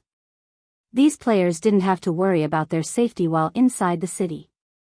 After roughly 20 minutes, Shifeng arrived before the largest, oldest tree in the city. This primordial tree was both the Sea of Trees City Hall and the city's heart. There are so many foreign race merchants here already. As Shifeng approached the city's central district, he noticed many NPC merchants hawking their wares alongside the road. These merchants all sold rare goods such as magic scrolls, potions, materials, tomes, engineering tools, weapons, equipment, etc. The sight was dazzling. The 3 Superpowers members, who had arrived before him, browsed the goods with sparkling eyes. They could easily make a fortune by reselling these items, especially the magic scrolls, weapons, equipment, and rare materials. Some merchants even offered Tier 2 magic scrolls and level 50 dark gold equipment. Only, the items' prices were far higher than market value. However, the Superpowers members weren't fools. Rather than purchasing any of these items, they first investigated every NPC merchant's goods. They then proceeded to survey the central district, empty lands, and establishments, compiling the information to allow their companions in the city hall to make the best decision when purchasing the city's lands for their guilds. When Shifeng stepped into the city hall, the merchant players that represented the superpowers had already busied themselves with researching the lands and shops, carefully selecting which to purchase. Naturally, the 3 superpowers had sent these merchant players since they were more adept with business negotiations than the guild's upper echelons. Moreover, the merchant subclass allowed them to bargain for discounts and learn more from NPCs. But despite their expertise, these merchant players had headaches as they selected lands for their guilds. The Sea of Trees lands were just so expensive. Even the ordinary lands in the city's outer area cost between 7,000 gold and 15,000 gold, whereas lands in the city's inner area cost between 12,000 gold and 30,000 gold. The cheapest plot of land in the central district cost 50,000 gold, while the more expensive options cost over 100,000. Even superpowers at this stage of the game couldn't afford to purchase the Sea of Trees lands casually, but that wasn't the most important issue. To purchase the central district's lands, one needed sufficient status and reputation. For the moment, they could only purchase the lands in the city's outer and inner areas, but since there were so many to choose from, they couldn't make a proper decision without further understanding of the city's layout. Lord Demon Hunter, how may I be of service today? A male elf in a suit and tie asked gracefully as he approached Shifeng. I wish to see some of the city's hotels and restaurants for rent, Shifeng said. All right, please follow me. The male elf bowed before leading Shifeng to a VIP reception room. As the elf led Shifeng to a reception room, the 3 superpowers representatives watched him leave the main lobby with astonished expressions. What's going on? How did he get an invite to a VIP room? We've already bought 2 plots of land and earned quite a few contribution points, yet we haven't earned such treatment. Clearly, he's an idiot. He's actually trying to rent hotels and restaurants instead of purchasing lands. What benefit could he earn by doing so? They won't be profitable in the least. Many of the merchant players watched enviously as Shifeng was led to a VIP reception room, but the man's statement had also confused them. When players gained access to a VIP reception room, they also gained access to better benefits. Aside from refreshments and privacy, players would also be offered lands, which weren't usually available to the public, for purchase. Moreover, every one of those lands would be worth their price or more. In contrast, the lands offered in the lobby varied. Not every plot would be worth its selling price, and whether players made a profit or not would rely on them. Meanwhile, in the VIP reception room, the elf administrator quickly prepared a list for Shifeng. Lord Demon Hunter, here are the hotels and restaurants that are available for rent. However, these hotels and restaurants are located in the city's outer and inner areas. You will need 10,000 contribution points to rent those in the central district, the elf administrator explained. I understand. Shifeng nodded. He then lifted the stack of paper to inspect. Naturally, setting up a trading firm in a trade city like the Sea of Trees would generate a lot of profit. Aside from selling products, the shops could also serve as a warehouse for all kinds of precious materials and items that flowed into the city. However, unlike ordinary NPC cities, the Sea of Trees was slightly unique since it occupied a secret land. The Sea of Trees was similar to the holy city of Titan in that players could not remain in the city long term. Once the sun set, players that hadn't rented a hotel room or purchased a private house would be automatically teleported out of the Sea of Trees. Furthermore, getting into the city wasn't an easy task. Even once the Sea of Trees had been fully unlocked, players would still need to expend a lot of effort to visit the city, especially ordinary and elite players. Unfortunately, purchasing a private house in the city was out of the question for most players. Not even large guilds' upper echelons could necessarily afford a private house here. Purchasing a private house in this city was even more expensive than setting up a shop. Most importantly, players needed a very high status and a ton of reputation points to buy one. Even expert players would need to quest in the Sea of Trees for a very long time to fulfill these requirements. Aside from private houses, players could stay in hotels or advanced restaurants. Of course, since shops had living spaces for players, they could own a shop as well. Only, shops accommodated far fewer players than private houses, but how could many players afford shops just for the living space? As a result, the only options remaining were hotels and advanced restaurants. Needless to say, staying in these establishments was also quite expensive. Depending on the environment, accommodation fees could range from 50 silver to 5 gold per day. Even elite players would feel a sting from these prices. Meanwhile, if players rented the whole hotel or advanced restaurant, they would earn 20% of the profits. While the Sea of Trees was in its early stages, this was the best way to earn money. Moreover, renting these establishments cost far less than purchasing them directly. After reading through the list, Shifeng quickly set his sights on a few hotels and restaurants that had been particularly popular during his previous life. However, when Shifeng reached the final page and saw the small restaurant listed, he was stunned. What? Even this restaurant is available for rent?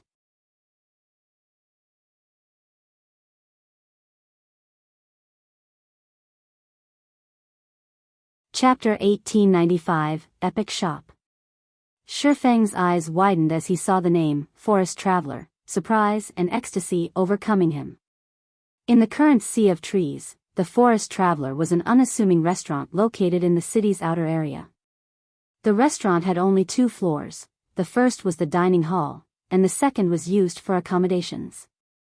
The restaurant was ordinary, and nothing about it stood out. However, when the Sea of Trees' third seal had been lifted in the past, players had discovered the restaurant's unique quality.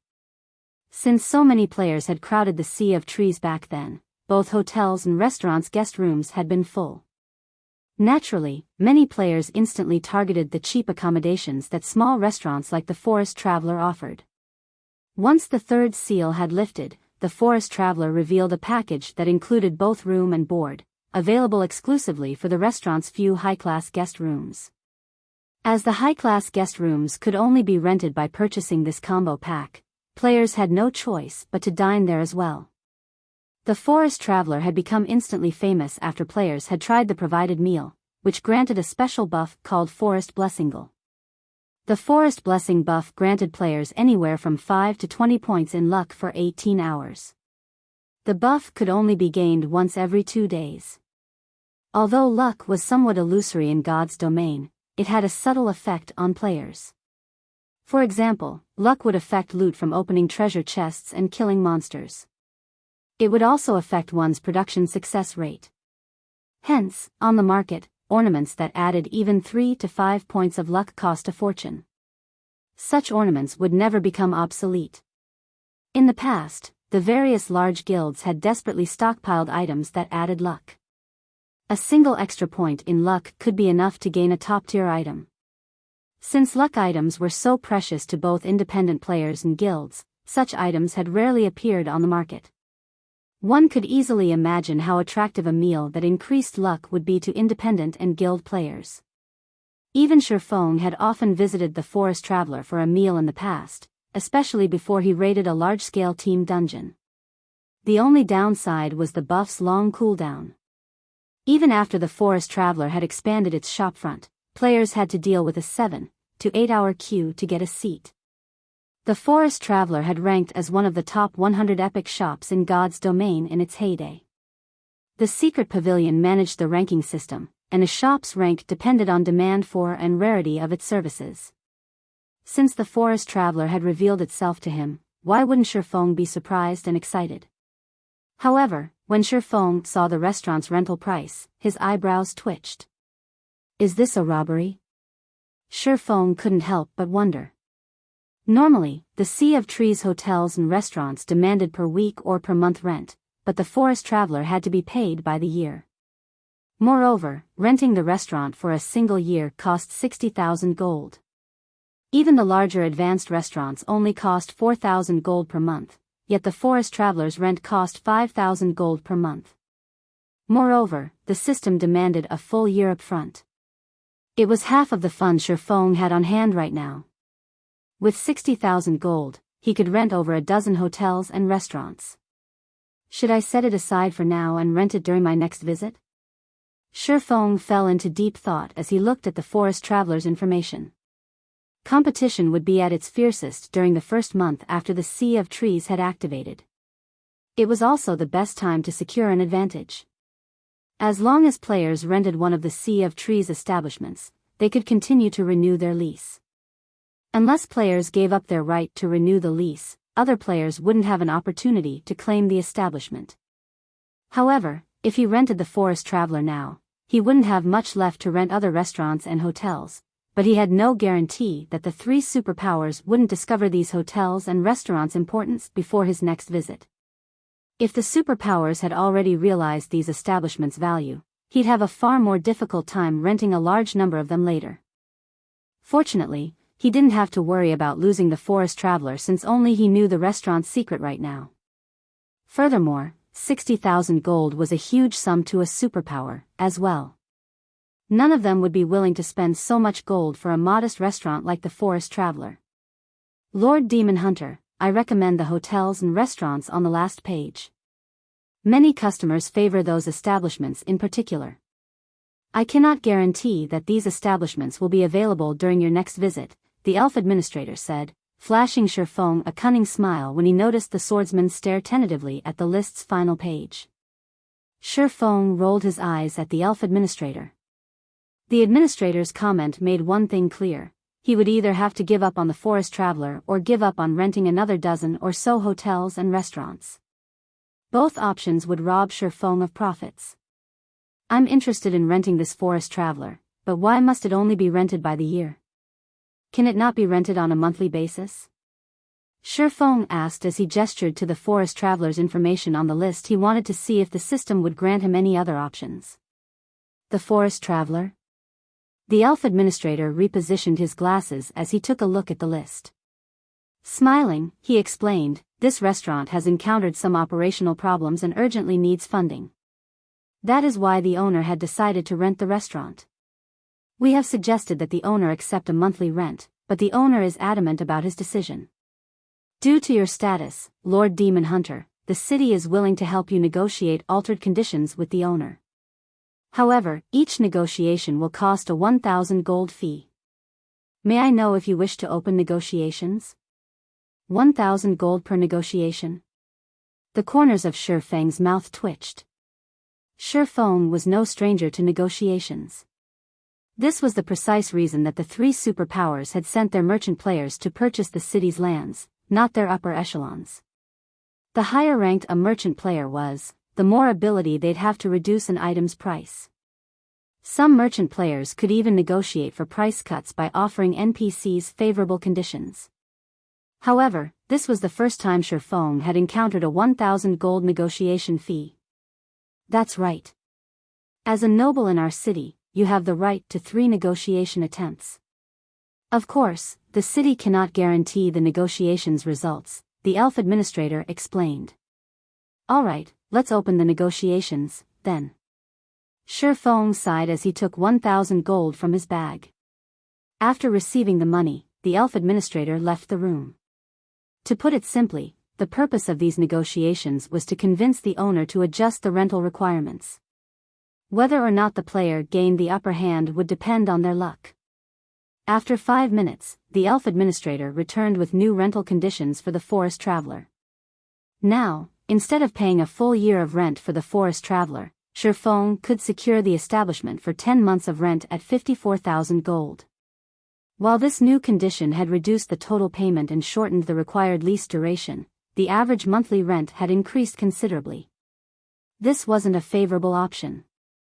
Declining the option, Shi Feng paid 1,000 gold for another negotiation attempt. The second negotiation's outcome still required annual rent, but it could be paid in installments. Shi Feng would have to pay a 50,000 gold down payment. However, he'd then have to pay 15,000 within 1 month. Seeing this result, Shi Feng regretted leaving Icarus's heart with Aqua Rose. If he had the godly necklace with him right now, he might have had a better result. With no other choice, Shi Feng gritted his teeth and paid for the third negotiation attempt. If the conditions were still too stringent, he would have to give up on the forest traveler for now. After all, the forest traveler would not generate much income within a short period. Meanwhile, he was extremely tight for money right now. Although the forest traveler was tempting, he needed to earn a large sum of coins quickly. As the elf administrator returned for the third time, Shi Feng silently prayed that the new rental conditions were in his favor. Congratulations, Lord Demon Hunter. After our third round of negotiations, the forest traveler's owner has agreed to adjust the lease's duration to 6 months.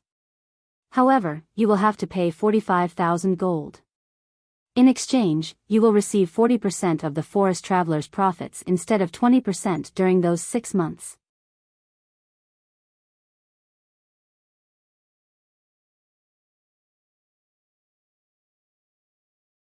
Chapter 1896, 2-Star Restaurant. Half a year and 40% of the profits for 45,000 gold. Shi Feng fell deep in thought after hearing the elf administrator's final results. Once the forest traveler introduced the meal that granted the forest blessing buff, the various major powers would visit before any major operation. However, as the restaurant's business was limited by its size, and its overall income wasn't much more than a large hotel's, players would only gain the forest blessing buff when they ate the food that provided the buff in the restaurant. The food would not grant the buff if consumed elsewhere. Hence, Shi Feng had considered giving the forest traveler up, selecting a dozen or so ordinary restaurants and hotels instead. However, the forest traveler's latest conditions were far better than they had been, especially the 40% profit sharing. This would grant him twice as much income as normal from the restaurant. With the forest traveler's advantage, it could generate enough income to rival a dozen or so establishments. Alright, I agree to the owner's conditions, Shi Feng said after giving the matter some thought. Although renting a single restaurant for 45,000 gold was a little extravagant, not only would he get double the profits in return, but he would also have an advantage when gaining the forest blessing buff. This would ensure that Zero Wings members wouldn't have to wait in line for hours to get a seat before raiding an important team dungeon. He could simply reserve a table for Zero Wings' exclusive use. No power had taken control of the forest traveler in his previous life, it had been under NPC's full control. As a result, the restaurant's development had been left to the system's discretion. Compared to player-managed hotels and restaurants back then, the forest traveler's development speed had been pitiful. If he managed the forest traveler, the restaurant's development speed would increase by a significant margin. After all, with the forest blessing buff, the restaurant would not lack popularity or income. If he played his cards right, he could earn a fortune through the restaurant. Immediately, Shifeng signed a lease contract with the elf administrator. In addition to the 45,000 gold for the forest traveler, he spent another 70,000 gold to rent 23 hotels and restaurants. Although the hotels and restaurants he had rented varied in size, they were all situated in strategic locations throughout the city. They were all near important buildings and special establishments. Once the city's second seal had been removed, which should happen in the next few days, a large number of players would surge into the Sea of Trees. At that time, his hotels and restaurants would officially begin to make money. The 24 hotels and restaurants he rented should generate even more profit than Silverwing Town's teleportation service. Silverwing Town's teleportation service would lure players to the town and increase its competitive edge. As a result, the town could only earn a small amount of money from each player with the teleportation service. However, such considerations weren't necessary when operating the Sea of Trees hotels and restaurants. Even if he only received 20% of the profits from each customer, he should earn at least 10 times more per customer than from Silverwing Town's teleportation service. Once Shifeng had rented his establishments, he left the VIP reception room. The three superpowers merchant players were still carefully selecting lands for purchase. Over 20 of the available lands had already been bought, many of which were located in the city's inner area. Shifeng had to admit that these superpowers' spending power was astonishing. Zero Wing simply couldn't compare. If these superpowers had known the value of leasing the city's hotels and restaurants, they would have claimed half of the city's establishments by now. They would have monopolized every hotel and restaurant, not including those in the central district, by the time the second seal was removed. They wouldn't leave other powers the opportunity to claim a share of the profits. However, the value of these establishments had been discovered quite late in the past, and the various major powers had still rented quite a few for themselves. As Shifeng returned to the lobby, the superpowers representatives spared him a glance before returning to their lists. Now that my business here is done, I should take a proper look at the forest traveler. After glancing at the other players, Shifeng left the city hall, making his way towards the forest traveler. He was not interested in competing with the three superpowers over the city's lands in the slightest. His lack of reaction wasn't due to a lack of interest in purchasing the city's lands, but because he didn't qualify to do so.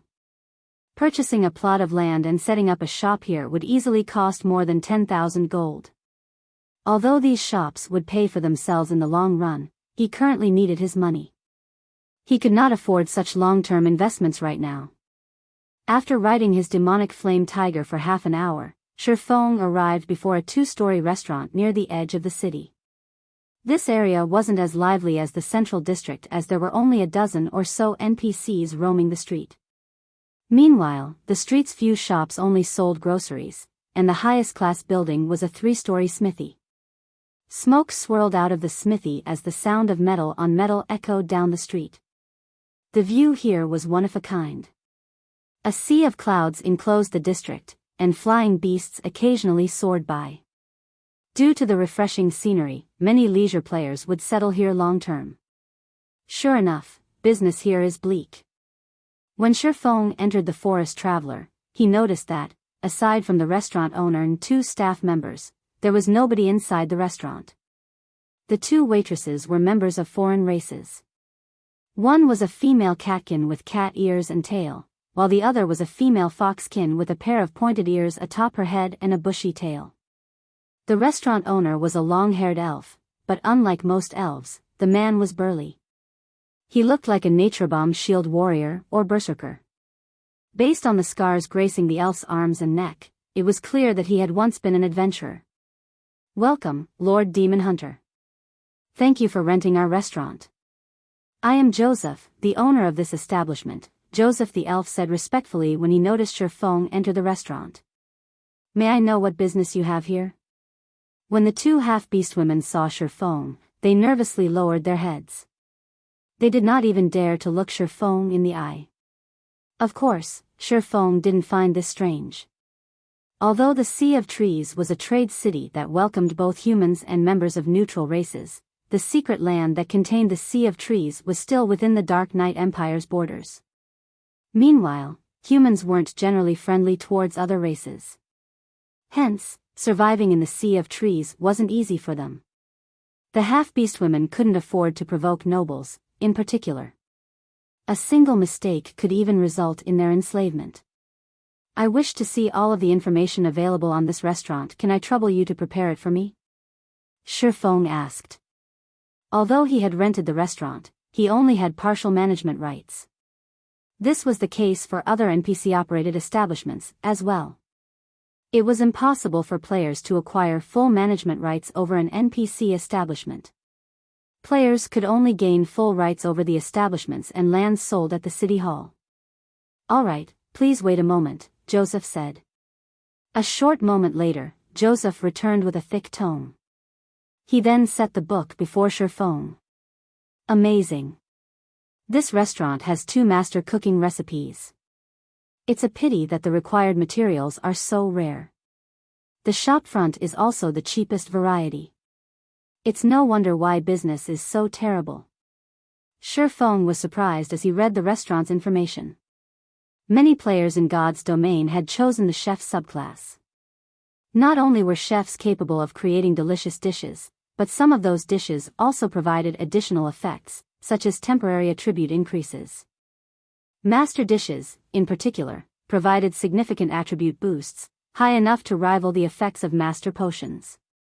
Although players could cook master dishes after becoming master chefs, producing one of these dishes was actually quite difficult. The first issue was the lack of recipes. Even a master chef would struggle when concocting a master cooking recipe. In the past, 8 out often basic master chefs lacked a master cooking recipe. The second issue was the lack of materials. Yet, the forest traveler actually possessed 2 master cooking recipes, which gave it an advantage over larger restaurants. Unlike the forest blessing meal, these master dishes would still be effective when consumed outside of the restaurant. Meanwhile, the attribute increase they provided was even superior to master potions. Both dishes would see very high demand. If he could mass-produce the dishes, he could make a fortune. When Shifeng inspected the restaurant's shopfront, he noticed that the forest traveler already met most of the conditions for its upgrade to a 2-star restaurant. All it lacked was sales. However, even NPCs weren't willing to visit the area. How could the restaurant earn an income without any customers? If the restaurant wanted to attract NPC customers and increase its sales, the easiest way to do so was to upgrade the shopfront. Only, upgrading the shopfront would require 1,500 gold. The thought of gaining a 2-star restaurant tempted Shifeng. Immediately, he chose to upgrade the shopfront. Suddenly, the system deducted 1,500 gold from the 3,000 plus he had remaining in his bag.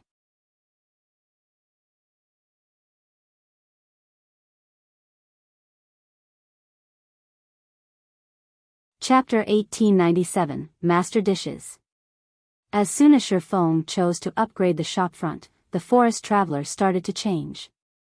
In less than 5 seconds, the forest traveler transformed from a shabby, 2-story restaurant into an exquisite, 3-story establishment. The restaurant was now far more appealing than the surrounding shops. However, the interior had changed far more than the restaurant's exterior. The space inside the restaurant had more than doubled. Originally, the first floor had only had room for a little over 10 tables, but now, it could hold more than 30. The second floor had also become a dining area, and the living area had been moved to the 3rd floor. Currently, however, the interior's design was still modest. Shifeng would have to spend more gold to decorate the place. Next, I have to figure out how to lure customers here to increase the restaurant's business. Shifeng nodded in satisfaction at the new forest traveler. Although he had to pay for the restaurant's upgrade with his own money, now that the restaurant's quality had improved, he could charge customers more. At the same time, the restaurant's increased size could hold more customers at one time, increasing profits further. However, Shifeng was more concerned with the two master dishes. One of the two master dishes was drunken tiger meat, while the other was called frozen bone soup. When consumed, the drunken tiger meat increased players' strength by 10% for 6 hours. As for the frozen bone soup, it increased players' intelligence by 10% for 6 hours. Neither dish had a cooldown. Hence, even if the buffs were removed by a skill or death, players could consume another dish to regain the benefits. To physical and magical class players, a 10% increase in strength or intelligence would provide a significant boost to combat power. Moreover, the two dishes' effects could stack with similar potions. The only downside was that the drunken tiger meat and frozen bone soup's buffs would vanish upon death. In contrast, many master potions would remain in effect. However, there was a positive to these two master dishes. If players entered special dungeons or environments that prevented the use of external tools, they wouldn't lose the dish's buffs. Hence, the drunken tiger meat and frozen bone soup would be of significant help during his planned Void Serpent raid. Since the Forest Traveler was only a one-star restaurant, its only chef had been the owner, Joseph. Even if he provided the dishes' required materials, their production speed would be limited. Now, when Shifeng examined the restaurant's menu, he saw that the drunken tiger meat only needed 10 minutes to cook, while the frozen bone soup only required 8 minutes. However, since he had upgraded the restaurant, he could now hire 2 more chefs. He could double the dish's production speed if he did. As for the required materials, Zero Wing could collect them in a short time. Following which, Shifeng called up the Forest Traveler's system interface. In no time at all, he managed to hire 2 more chefs and 8 more waiters. He then reopened the Forest Traveler for business. Less than 5 minutes, the restaurant welcomed its first NPC customer. Although the promotion was as effective as he had hoped, it was tolerable. In God's domain, Alice's restaurant didn't only earn an income from player customers. It could also earn money from NPCs. Only, the profit sharing for income from NPC customers was much lower, only 1/4 of that from players. However, while this amount seemed insignificant, NPCs provided daily income. As the restaurant's star rank and size continued to improve, it would generate more income from NPCs. Currently, the Forest Traveler was a 1-star restaurant and could only earn about 3 to 10 gold from NPCs each day.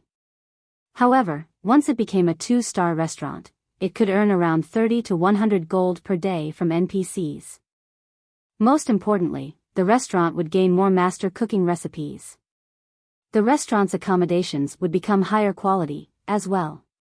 Players didn't determine accommodation fees in the Sea of Trees. Rather, the system would set a price based on the hotel or restaurant size, star rank, and popularity. The minimum accommodation fee for a 1-star establishment in the city would be 50 silver, while the maximum was 1 gold. For 2-star accommodation, the minimum price was 2 gold, while the maximum was 5 gold. Hence, accommodation fees in the Sea of Trees ranged from 50 silver to 5 gold. Establishments could only rise to 2-star status in the city. However, 2-star restaurants and hotels were very rare in the Sea of Trees. They were all concentrated in the central district, but players would need sufficient status and contribution points to rent these establishments. Though, once players crowded the Sea of Trees, those who owned 2-star hotels and restaurants would earn a massive income from their establishments. After Shifeng dealt with the Forest Traveler, he contacted Melancholic Smile and had her collect the required materials for the drunken tiger meat and frozen bone soup as quickly as possible.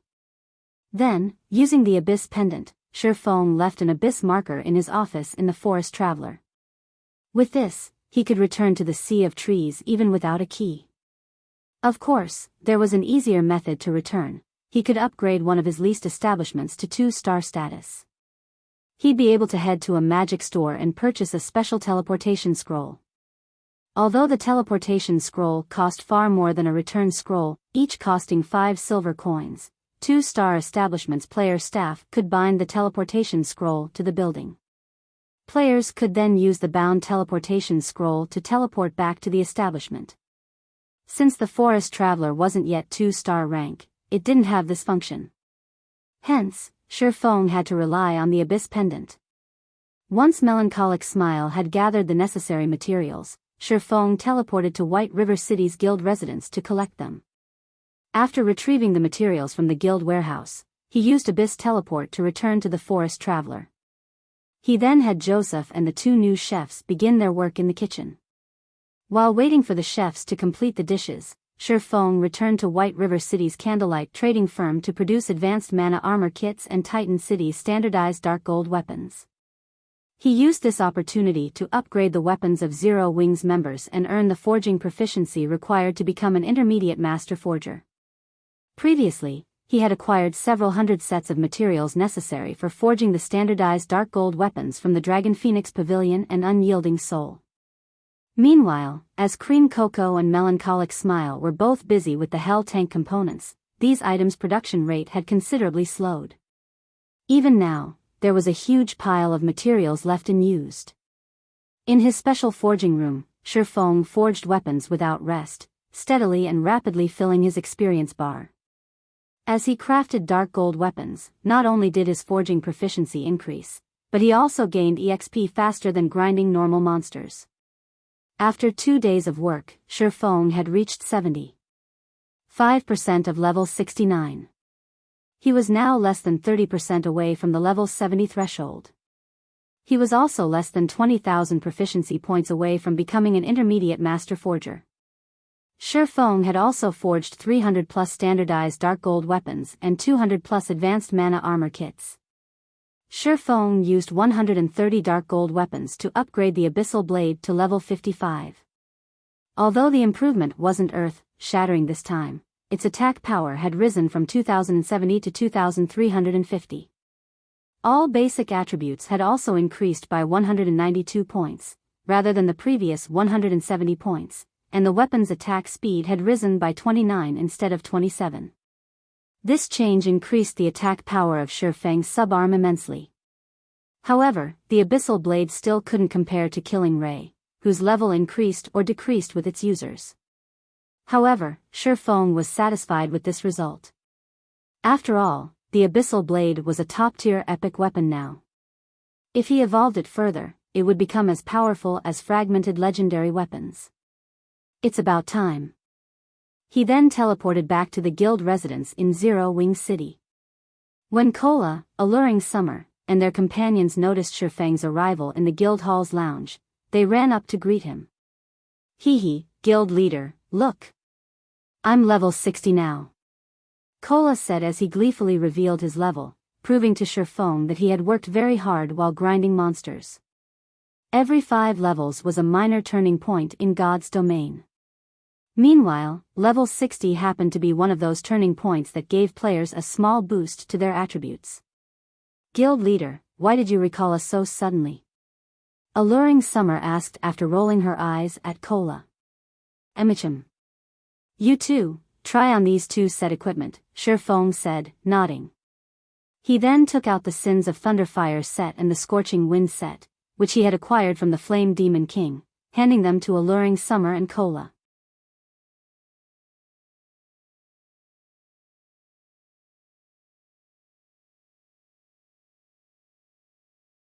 Curiosity pulled at the passers-by when they looked at Unyielding Soul and Crimson Emperor's members, but the super first-rate guild's players simply ignored the surrounding crowd, waiting in the tower's main hall in silence.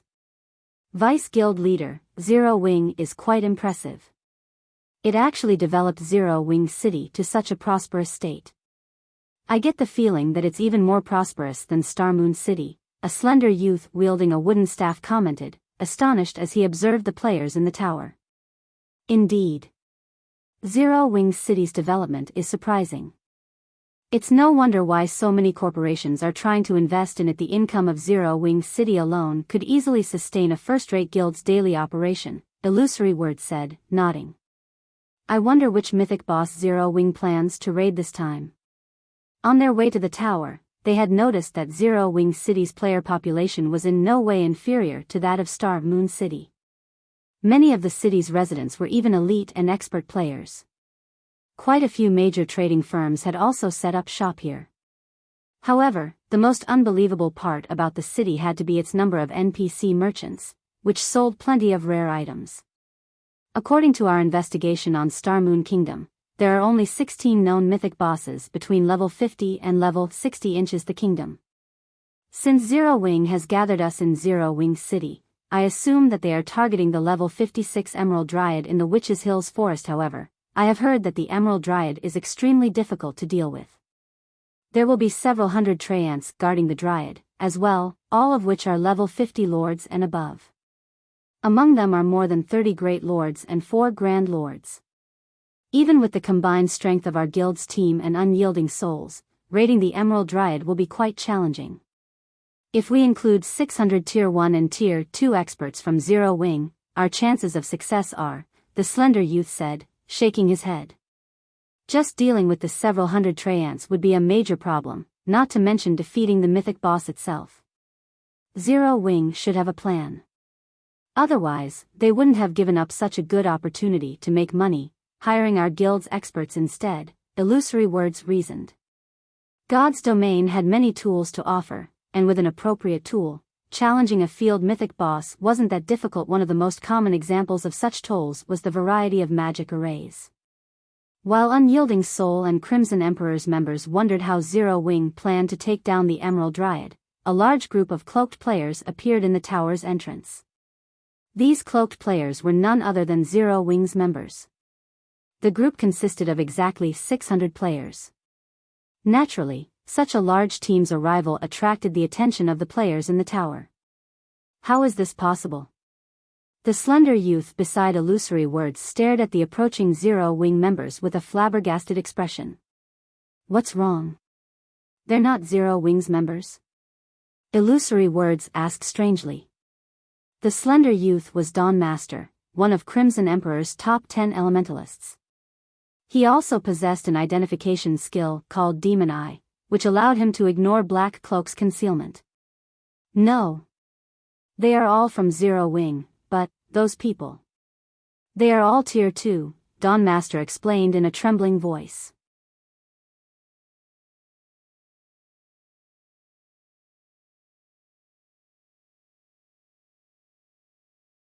One or two levels higher might not mean much to ordinary players, but once players reached level 50 and gained their Tier 2 class, their natural attribute growth would increase significantly, exceeding the free attribute points each level up awarded.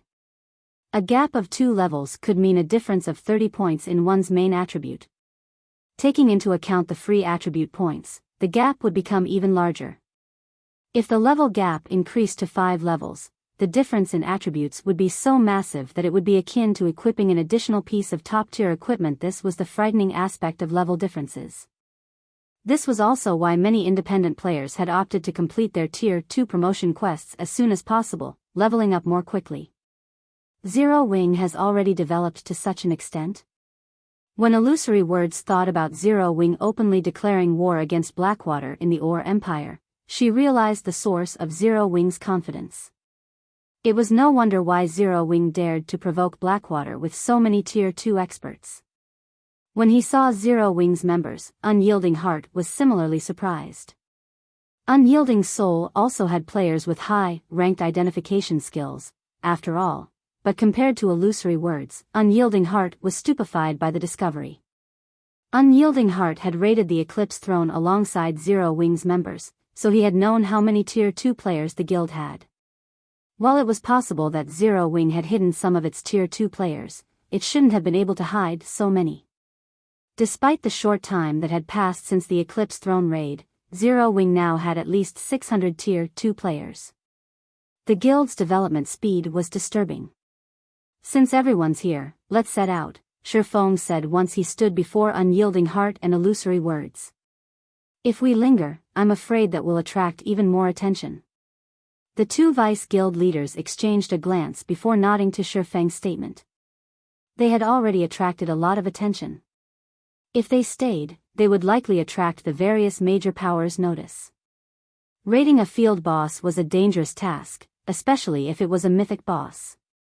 If God's domain's other powers discovered their operation, they could be ambushed during the raid.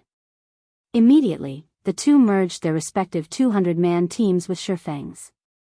The team of 1,000 then moved to the tower's teleportation array. Once Shifeng had input the coordinates, the entire team vanished.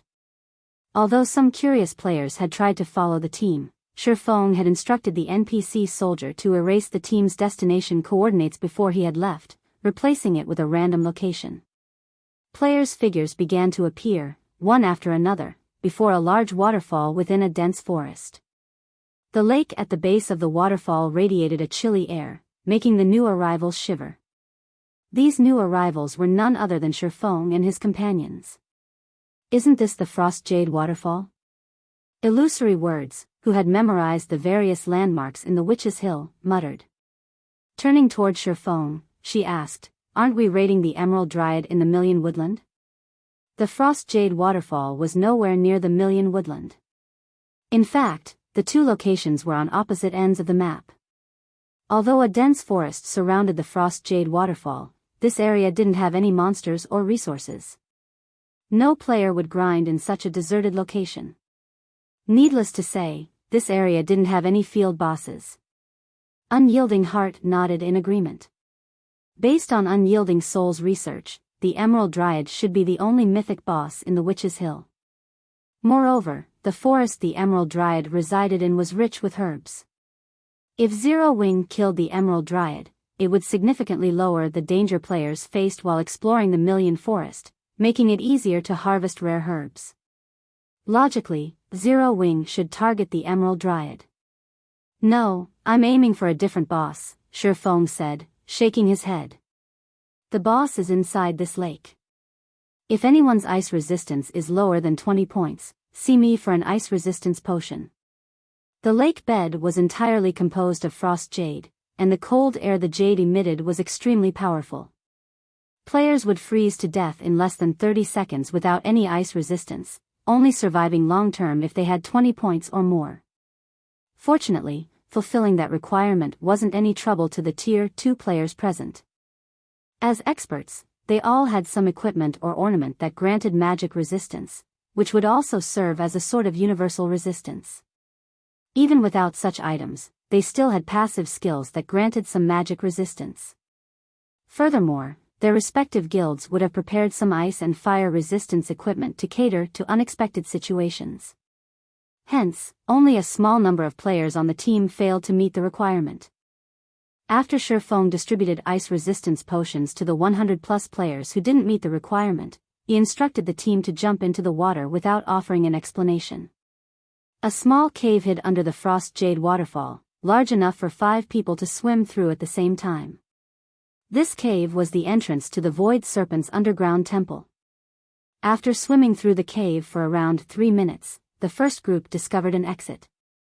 As players emerged from the tunnel, they arrived in a dark cavern.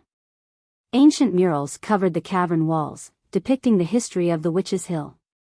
When these players broke through the water's surface, they were amazed by the scene.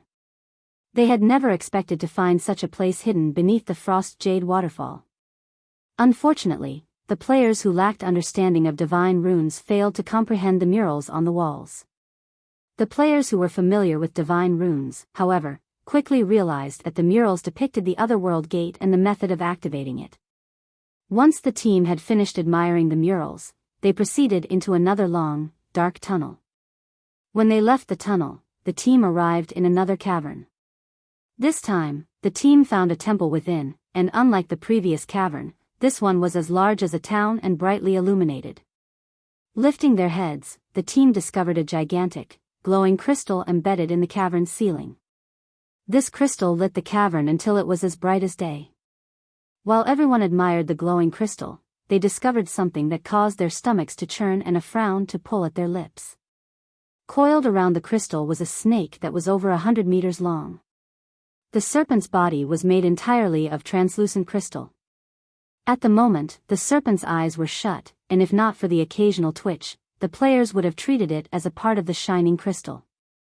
The serpent's head was easily the size of a 3-story building, and its eyes alone were easily larger than a human.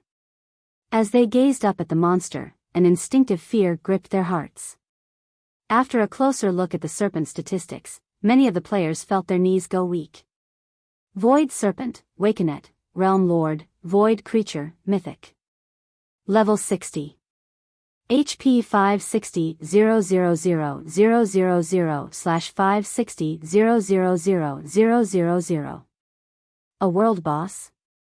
Illusory Words and Unyielding Heart gasped in shock. When they saw the Void Serpent's HP bars, they felt an unprecedented pressure bear down as terror overwhelmed them. There was no definitive indication of whether a field boss was a world boss or not in God's domain. However, one thing differentiated the two: how many HP bars the boss possessed.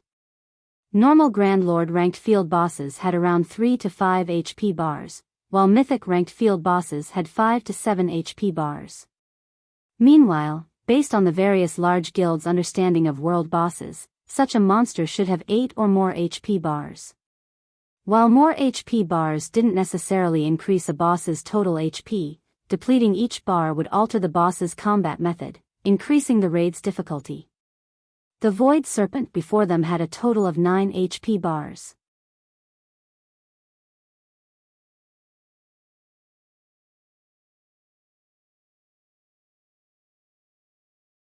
Chapter 1900, Madness. The Void Serpent was curled up and sleeping peacefully on the ceiling, and none of the present players dared to move for fear of awaking the world boss. They had never dealt with a world boss before, so they did not know how wide its perception range was. On the off chance that the Void Serpent discovered them, they would pay for their mistake with their lives. Guild Leader Black Flame, you're not planning to fight that Void Serpent, right? Illusory Words softly asked Shurfong. Although she understood that since Shurfong had brought them here, there was a 99% chance that the Void Serpent was his target, her sanity urged her to confirm her suspicion. For all she knew, this cavern might have 2 bosses, and they were actually here for the other one. Emicham, it's this Void Serpent. Shurfong nodded.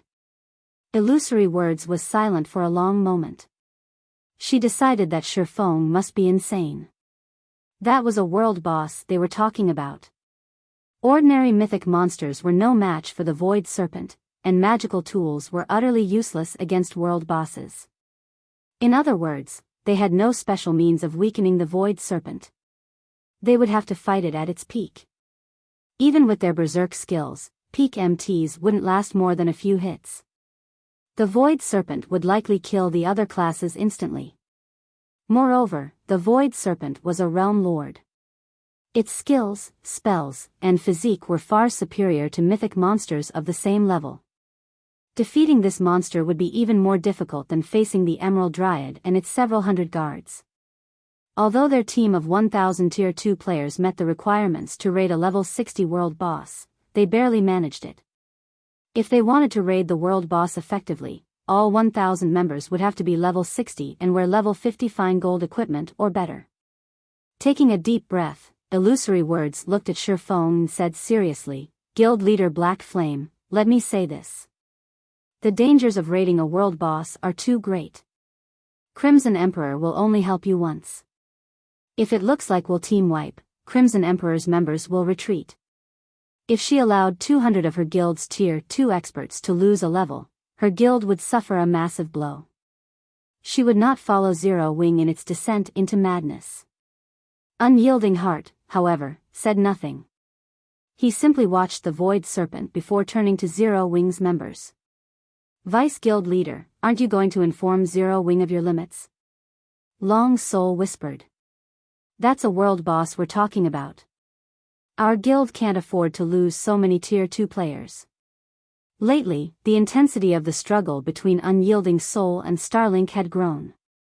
As a result, the guild needed its Tier 2 experts to manage many affairs. Unyielding Soul could not afford to weaken 200 of its Tier 2 experts for no reason. If the raid turned sour, they had to retreat to minimize their losses. However, Unyielding Heart did not answer Long Soul's question. Instead, he walked up to Shifeng solemnly. Guild leader Black Flame, Unyielding Soul is willing to fight to the death alongside Zero Wing. In return, please consider selling Unyielding Soul a few pieces of MT equipment once the raid is over, Unyielding Heart said sincerely. Heart, are you insane?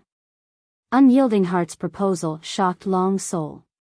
Illusory words also turned to the other Vice Guild leader, confusion flashing in her eyes.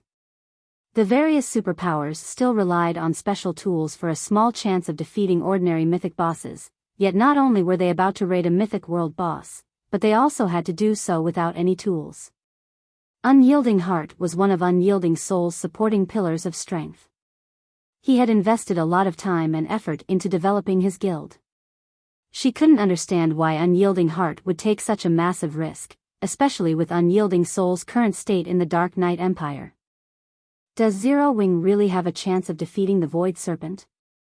Illusory words could not help but wonder as she swept a glance over Zero Wing's members.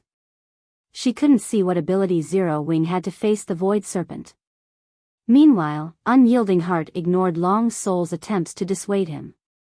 Instead, he remained focused on Shifeng as he continued, of course, we will purchase the equipment at above market price as long as the items are level 60 fine gold weapons or equipment. The fact that Zero Wing intended to challenge a world boss had surprised him greatly, but he had witnessed the strength of Zero Wing's main force before. He doubted that the guild would attempt a challenge it wasn't confident of overcoming. After all, Zero Wing had dispatched 600 Tier 2 experts for this raid. Hence, he would gamble on Zero Wing's ability to defeat the Void Serpent. Even the various superpowers only had a small stock of top-tier level 55 equipment, let alone level 60 equipment. If he could acquire a few pieces of level 60 fine gold weapons and equipment for his MTs, it would definitely be of great help to Unyielding Soul during future team dungeon raids. Unyielding Soul had many expert teams, and a single Dark Corrosion set wasn't nearly enough to satisfy the guild's needs. Alright, I'll see what I can do. Shifeng replied to Unyielding Heart's sincerity with a serious nod. Level 60 fine gold equipment for MTs was nothing to Shifeng. Selling a few pieces of such equipment in exchange for Unyielding Soul's full support in the following raid was definitely a worthwhile transaction. The difference between the combat power willing Tier 2 experts wielded and that of experts who were prepared to flee at a given moment was like the difference between heaven and earth. Thank you, Unyielding Heart said. Normally, when a guild employed another guild's experts to take down a powerful boss, it wouldn't sell any of the loot. Such items were crucial to strengthening a guild's teams and weren't usually available on the market, after all. Has Unyielding Heart gone mad? Does he really believe Zero Wing can succeed? Chaos gripped Dawnmaster's mind as he watched Unyielding Heart thank Shifeng.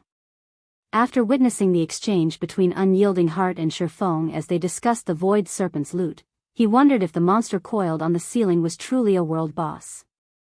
He also wondered if the two players knew what a world boss was. After discussing the agreement with Unyielding Heart, Shifeng began to split the team into smaller groups and designated tasks to each. The Void Serpent would transition through a total of 9 different combat methods as the raid progressed, and all 9 stages would be extremely dangerous. A single mistake could result in a large number of deaths. However, all of these players were experts, and many of them had even reached the refinement realm.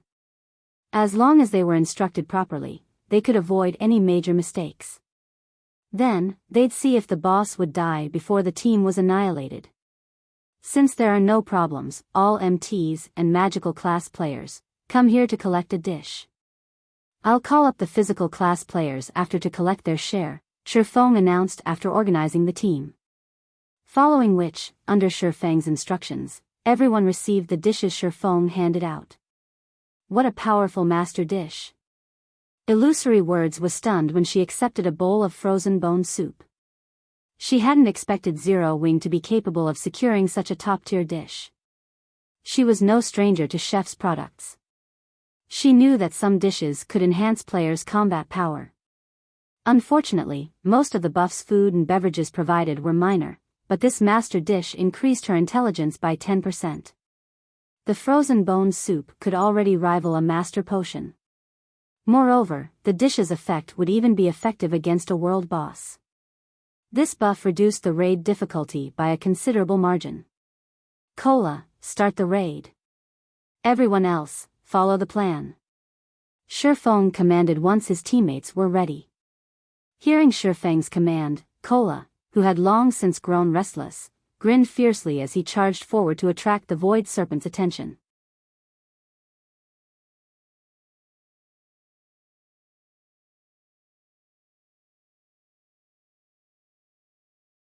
Chapter 1901, Terrifying Defense. Inside the crystal-filled cavern, after Shifeng gave the command to attack, the first empty party, led by Cola, charged straight at the Void Serpent. The other groups fanned out to set up an encirclement. As the Void Serpent was gigantic, even if they didn't fully understand the boss's attack range, it was common sense to stand apart from each other.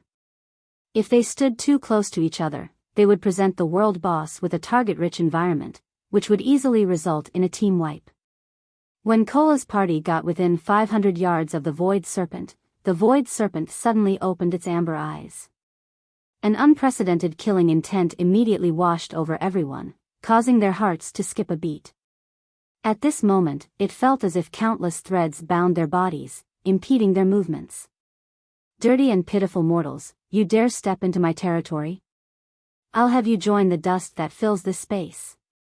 Following which, the Void Serpent let loose an angry roar. A silver ripple spread across the entire cavern, with the Void Serpent as the center, the ground cracking as it came in contact with this ripple. In the next moment, a mud wave swept into the surroundings, taking only a brief moment to reach Cola's party. Defend! Cola shouted hurriedly when he saw the approaching 4-meter-tall mud wave. The other 5 MTs in Cola's party were level 57 and level 58 MTs from Unyielding Soul and Crimson Emperor. With Cola as the core, they quickly fell into a defensive formation. Following which, Cola activated the Tier 2 Skill Guardian Wall, which increased the defense of himself and players within a 10-yard radius of himself by 30% when blocking frontal attacks. In the next moment, a wall of light formed by 6 shields appeared before the healer party positioned behind Cola's party. Boom! When the mud wave crashed into the wall of light, the powerful impact sent Cola's MT party stumbling backward, the HP of the 6 MTs decreasing at a rate visible to the naked eye. Only after the 6 MTs had retreated by 8 yards did they manage to stabilize their footing. After suffering the Void Serpent's AoE attack, the MTs of Unyielding Soul and Crimson Emperor had lost at least 50,000 HP each. Each of them had a maximum HP below 80,000. Hence, that one AoE attack had instantly taken more than half of their HPs. This outcome caused everyone in the team to gasp involuntarily. So, this is a world boss? Illusory Words, who was part of the healer party standing behind Cola's party, was stunned as she looked at the Void Serpent, which had already lowered itself to the ground. With just one roar, the Void Serpent had inflicted over -50,000 damage each on the frontline MTs, who could be considered among the best MTs in God's domain right now. If that AoE attack had been a powerful melee attack instead, the consequences would have been unimaginable. At this point, she truly wondered how Zero Wing planned to raid the Void Serpent. Did they even have a chance at victory? However, although Illusory Words doubted Zero Wing's success, that did not affect her healing speed in the slightest. Right after seeing the MTs receiving damage, she started double casting 1 Tier 2 Healing Light and 1 Tier 1 Recover on Cola, fully displaying her abilities as one of the 10 great clerics in God's domain. Huh? Why is his HP? After Illusory Words finished casting her healing spells, she suddenly noticed that Cola still had close to 80% of his HP remaining. Meanwhile, thanks to her healing, his HP instantly recovered to full. However, before Illusory Words could figure out what was going on, the Void Serpent several hundred yards from the team's front line launched another attack. After the boss let out a hiss, countless Void Spears appeared around it. The Void Spears then shot toward Cola's MT party in a blur, a series of sonic booms echoing throughout the cavern.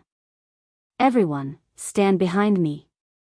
Kola shouted urgently when he noticed the frightening power contained in those void spears. Although the 5 other MTs had been healed back to 70% or so, if they were to receive this terrible attack without activating their life-saving skills, they were likely to get killed. After hearing Kola's command, the 5 MTs and 6 healers promptly lined up behind the Guardian Knight. In the next moment, the void spears crashed into Kola's shield one after another. However, not every void spear landed on the shield. Some brushed past his body and tore holes into his black cloak. Meanwhile, due to the void spear's strong destructive power, the black cloak's durability zeroed out instantly, the black cloak itself disintegrating into nothingness. The black cloak's disappearance exposed the silver suit of armor Kola wore, which shone with the glow unique to fine gold equipment. Crimson runes could be seen engraved all over the silver armor, and judging from how the runes matched perfectly, it was obvious that the suit of silver armor was fine gold set equipment. Meanwhile, with the black cloak gone, Kola's attributes were also on display for all to see, his maximum HP of 118,600 revealed to everyone. Moreover, as the black cloak was no longer present to suppress Kola's aura, the Tier 2 MT standing behind him suddenly felt a powerful pressure bearing down on their bodies. How is this possible? Illusory words fell into a daze when she saw Kola's HP bar. Even the strongest MT in Crimson Emperor had only a little over 80,000 HP after including team buffs, yet Kola had close to 120,000 HP. Moreover, Kola's defense was also as unbelievably high as his HP was. Despite not having activated any life-saving skills, Kola had lost less than 40,000 HP after receiving all those void spears. If it were any other Tier 2 metric tons standing in Kola's place just now, they would have been killed instantly by those void spears. After all, the void spears were a completely different attack from the mud wave before. The mud wave had simply been a casual greeting from the void serpent. Meanwhile, the void spears were the result of a spell. Those void spears should be much more powerful than the mud wave. At this moment, Illusory Words wasn't the only one surprised by this revelation. The other Tier 2 MTs in Kola's party were similarly stupefied. As they were also MTs, nobody understood more clearly than they did just how frightening a Tier 2 metric tons with close to 120,000 HP was. What kind of set equipment is he wearing? It's actually capable of forming a protective barrier around his body. I've seen every level 50 fine gold set equipment for MTs available in the game, and this is definitely not one of them. He's most likely wearing level 55 fine gold set equipment. Zero Wing is amazing. It actually managed to get its hands on this sort of set equipment. As the other Tier 2 MTs were very close to Kola, they could see that a faint layer of mana covered Kola's silver armor, forming a protective barrier that mitigated the void spear's damage tremendously. This situation was simply unbelievable. They had never seen fine gold set equipment like this before. Is this the reason why Black Flame is confident of defeating the Void Serpent? When Illusory Words looked at Kola's bear-like figure, she more or less understood why Zero Wing dared to challenge a world boss. The most important requirement when raiding a boss was a powerful MT. As long as a team had an MT capable of tanking the boss, then the raid definitely had a chance of succeeding. While everyone was still in shock, Kola took the initiative to charge at the Void Serpent. He wanted to get within attacking range of the Void Serpent as quickly as possible. However, the Void Serpent showed no signs of relenting as it continuously launched void spears at Kola from a distance. Meanwhile, the healer party led by Illusory Words kept healing him. Although each wave of void spears dealt close to -40,000 damage to Kola, the healers were still able to keep him alive and healthy without much effort. After all, Kola's massive HP granted Illusory Words and the others a lot of leeway when healing. They could afford to cast powerful healing spells, which had long cast times. After running for a short moment, Kola arrived before the Void Serpent. Foolish mortals. All your efforts are futile. Upon seeing Kola closing in on itself, the Void Serpent sent its tail whipping at the Guardian Knight. Despite its gigantic size, the Void Serpent's tail moved with lightning speed, so fast that it even tore space. The strong air pressure the tail created impeded the movements of the other Tier 2 MTs, which turned sluggish. They couldn't help Cola block the attack in time. However, unlike the other MTs in his party, Cola remained completely unaffected by the powerful air pressure, swiftly raising the Titan Guard to block the attack. Boom! The ground beneath Cola shattered. The impact was so powerful that even the players standing over 100 yards away could feel the ground underfoot shaking. When everyone present saw the devastated terrain before the Void Serpent, they stared in stupefaction despite themselves. The Void Serpent's frightening destructive power woke a sense of hopelessness in everyone. As the dust settled, everyone quickly noticed a figure standing amid the dirt and rubble. This figure was none other than Cola. Meanwhile, beside Cola's body lay the Void Serpent's tail. He managed to block even that. When everyone saw that Cola still retained over half of his HP, they could not help gaping in shock.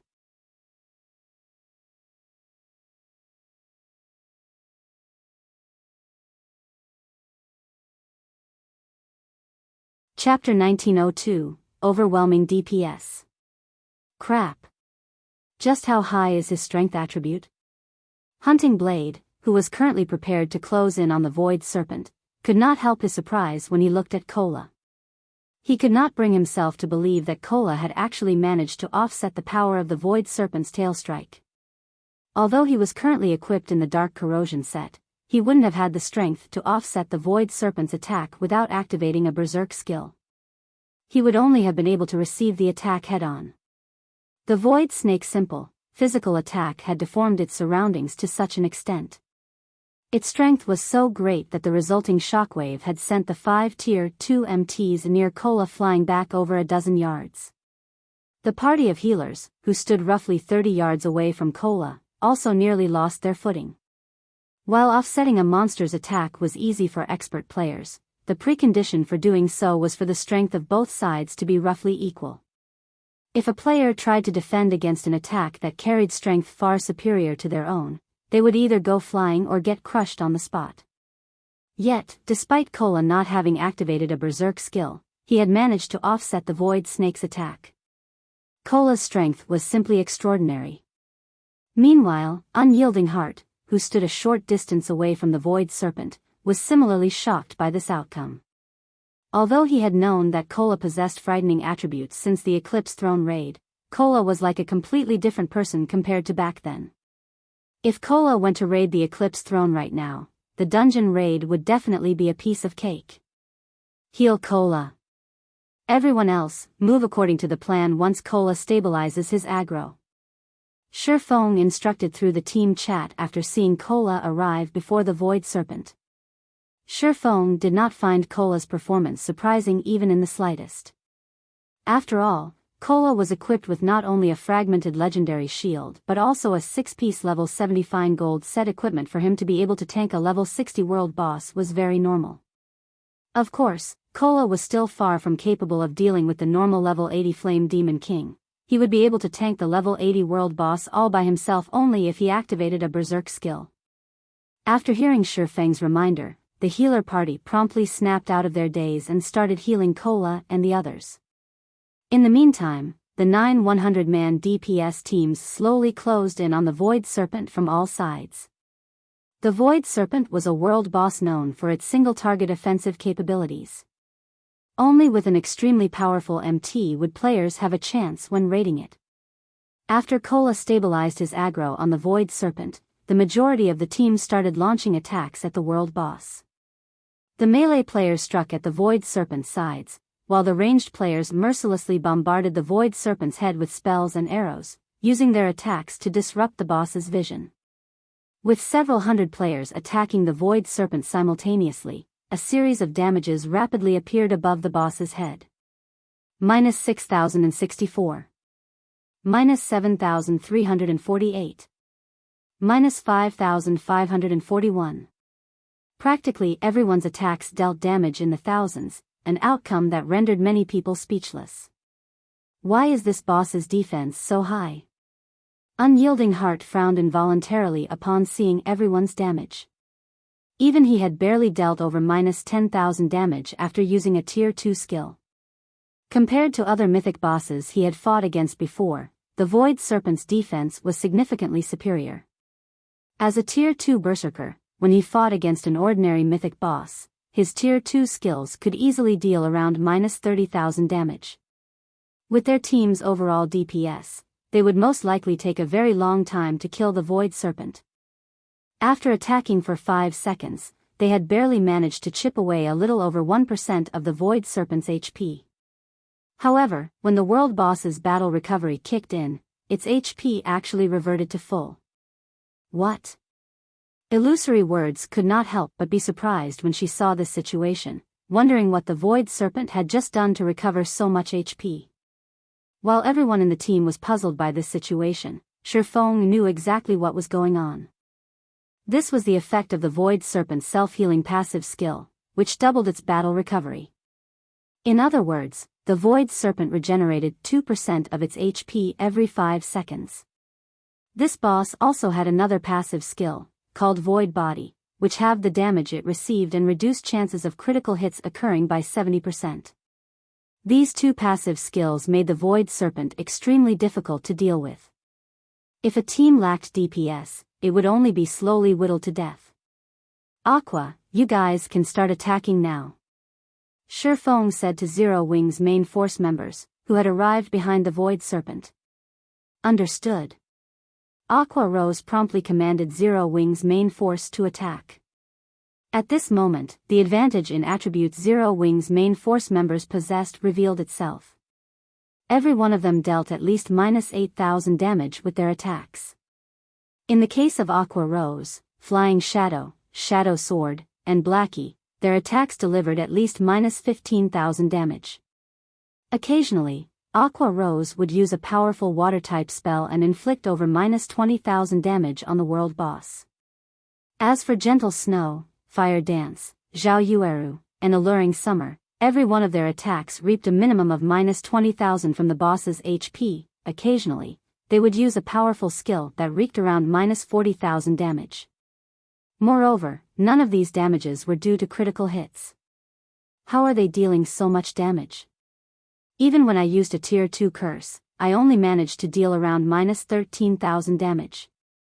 How are they dealing over minus 40,000 damage with normal tier 2 spells? Crap. Just what kind of equipment are they using? The members of the two super first-rate guilds found this situation unbelievable. They were all experts of super first-rate guilds. Quite a few of them were even refinement realm experts. Although they were not the strongest in their respective guilds, they were still in the upper ranks. If placed in a first-rate guild, they would undoubtedly rank at the very top. Due to Zero Wing's main force taking action, 3 distinct tiers immediately formed in the team's DPS counter. The first tier was occupied by humanoid monsters like Gentle Snow. The second tier was occupied by Aqua Rose, Shadow Sword, Flying Shadow, Unyielding Heart, Long Soul, Dawn Master, and other peak experts. Finally, the third tier would consist of players like themselves. Moreover, the gaps between each tier were so massive that there was simply no comparison between them. Meanwhile, due to Zero Wing's main force members joining in on the attack, the Void Serpent's HP finally started decreasing. Even so, the decline was still extremely slow. 99%. 98%. 97%. After several minutes of battle, the Void Serpent's HP finally fell to 85%, its first HP bar emptied. Suddenly, the Void Serpent let loose an angry roar. Irritating ants. Turn to dust. In the next moment, the Void Serpent incanted, Children of the Void, Breath of the Wild Wind, Sword of the Sharp Blade. Turn into my hands and rend everything apart. Everyone, pay attention to dodging. Do not try to receive the attack, no matter what. Shifeng shouted hurriedly when he saw the Void Serpent starting to cast a spell. After the Void Serpent spent 3 seconds chanting, void blades suddenly appeared in the sky and rained down on the ground, covering a 200-yard radius around the boss. For a time, countless void blades bombarded the vicinity of the Void Serpent. In addition, the attacks of the Void Blades did not follow any pattern whatsoever. Tier 4 Domain Skill, Void Storm. The descending Void Blades forced everyone to focus entirely on evasion. Now, players had to move constantly to dodge the Void Blades. This situation increased the raid difficulty by a large margin. Moreover, after using Void Storm, the Void Serpent still showed no signs of letting up on its offensive. Suddenly, its body started radiating a silver glow. A moment later, its gigantic body split into two smaller versions of itself, its real body and a doppelganger. A doppelganger skill? Illusory Words' complexion darkened immediately. Among the multitude of skills boss monsters could possess, doppelganger skills were the most troublesome.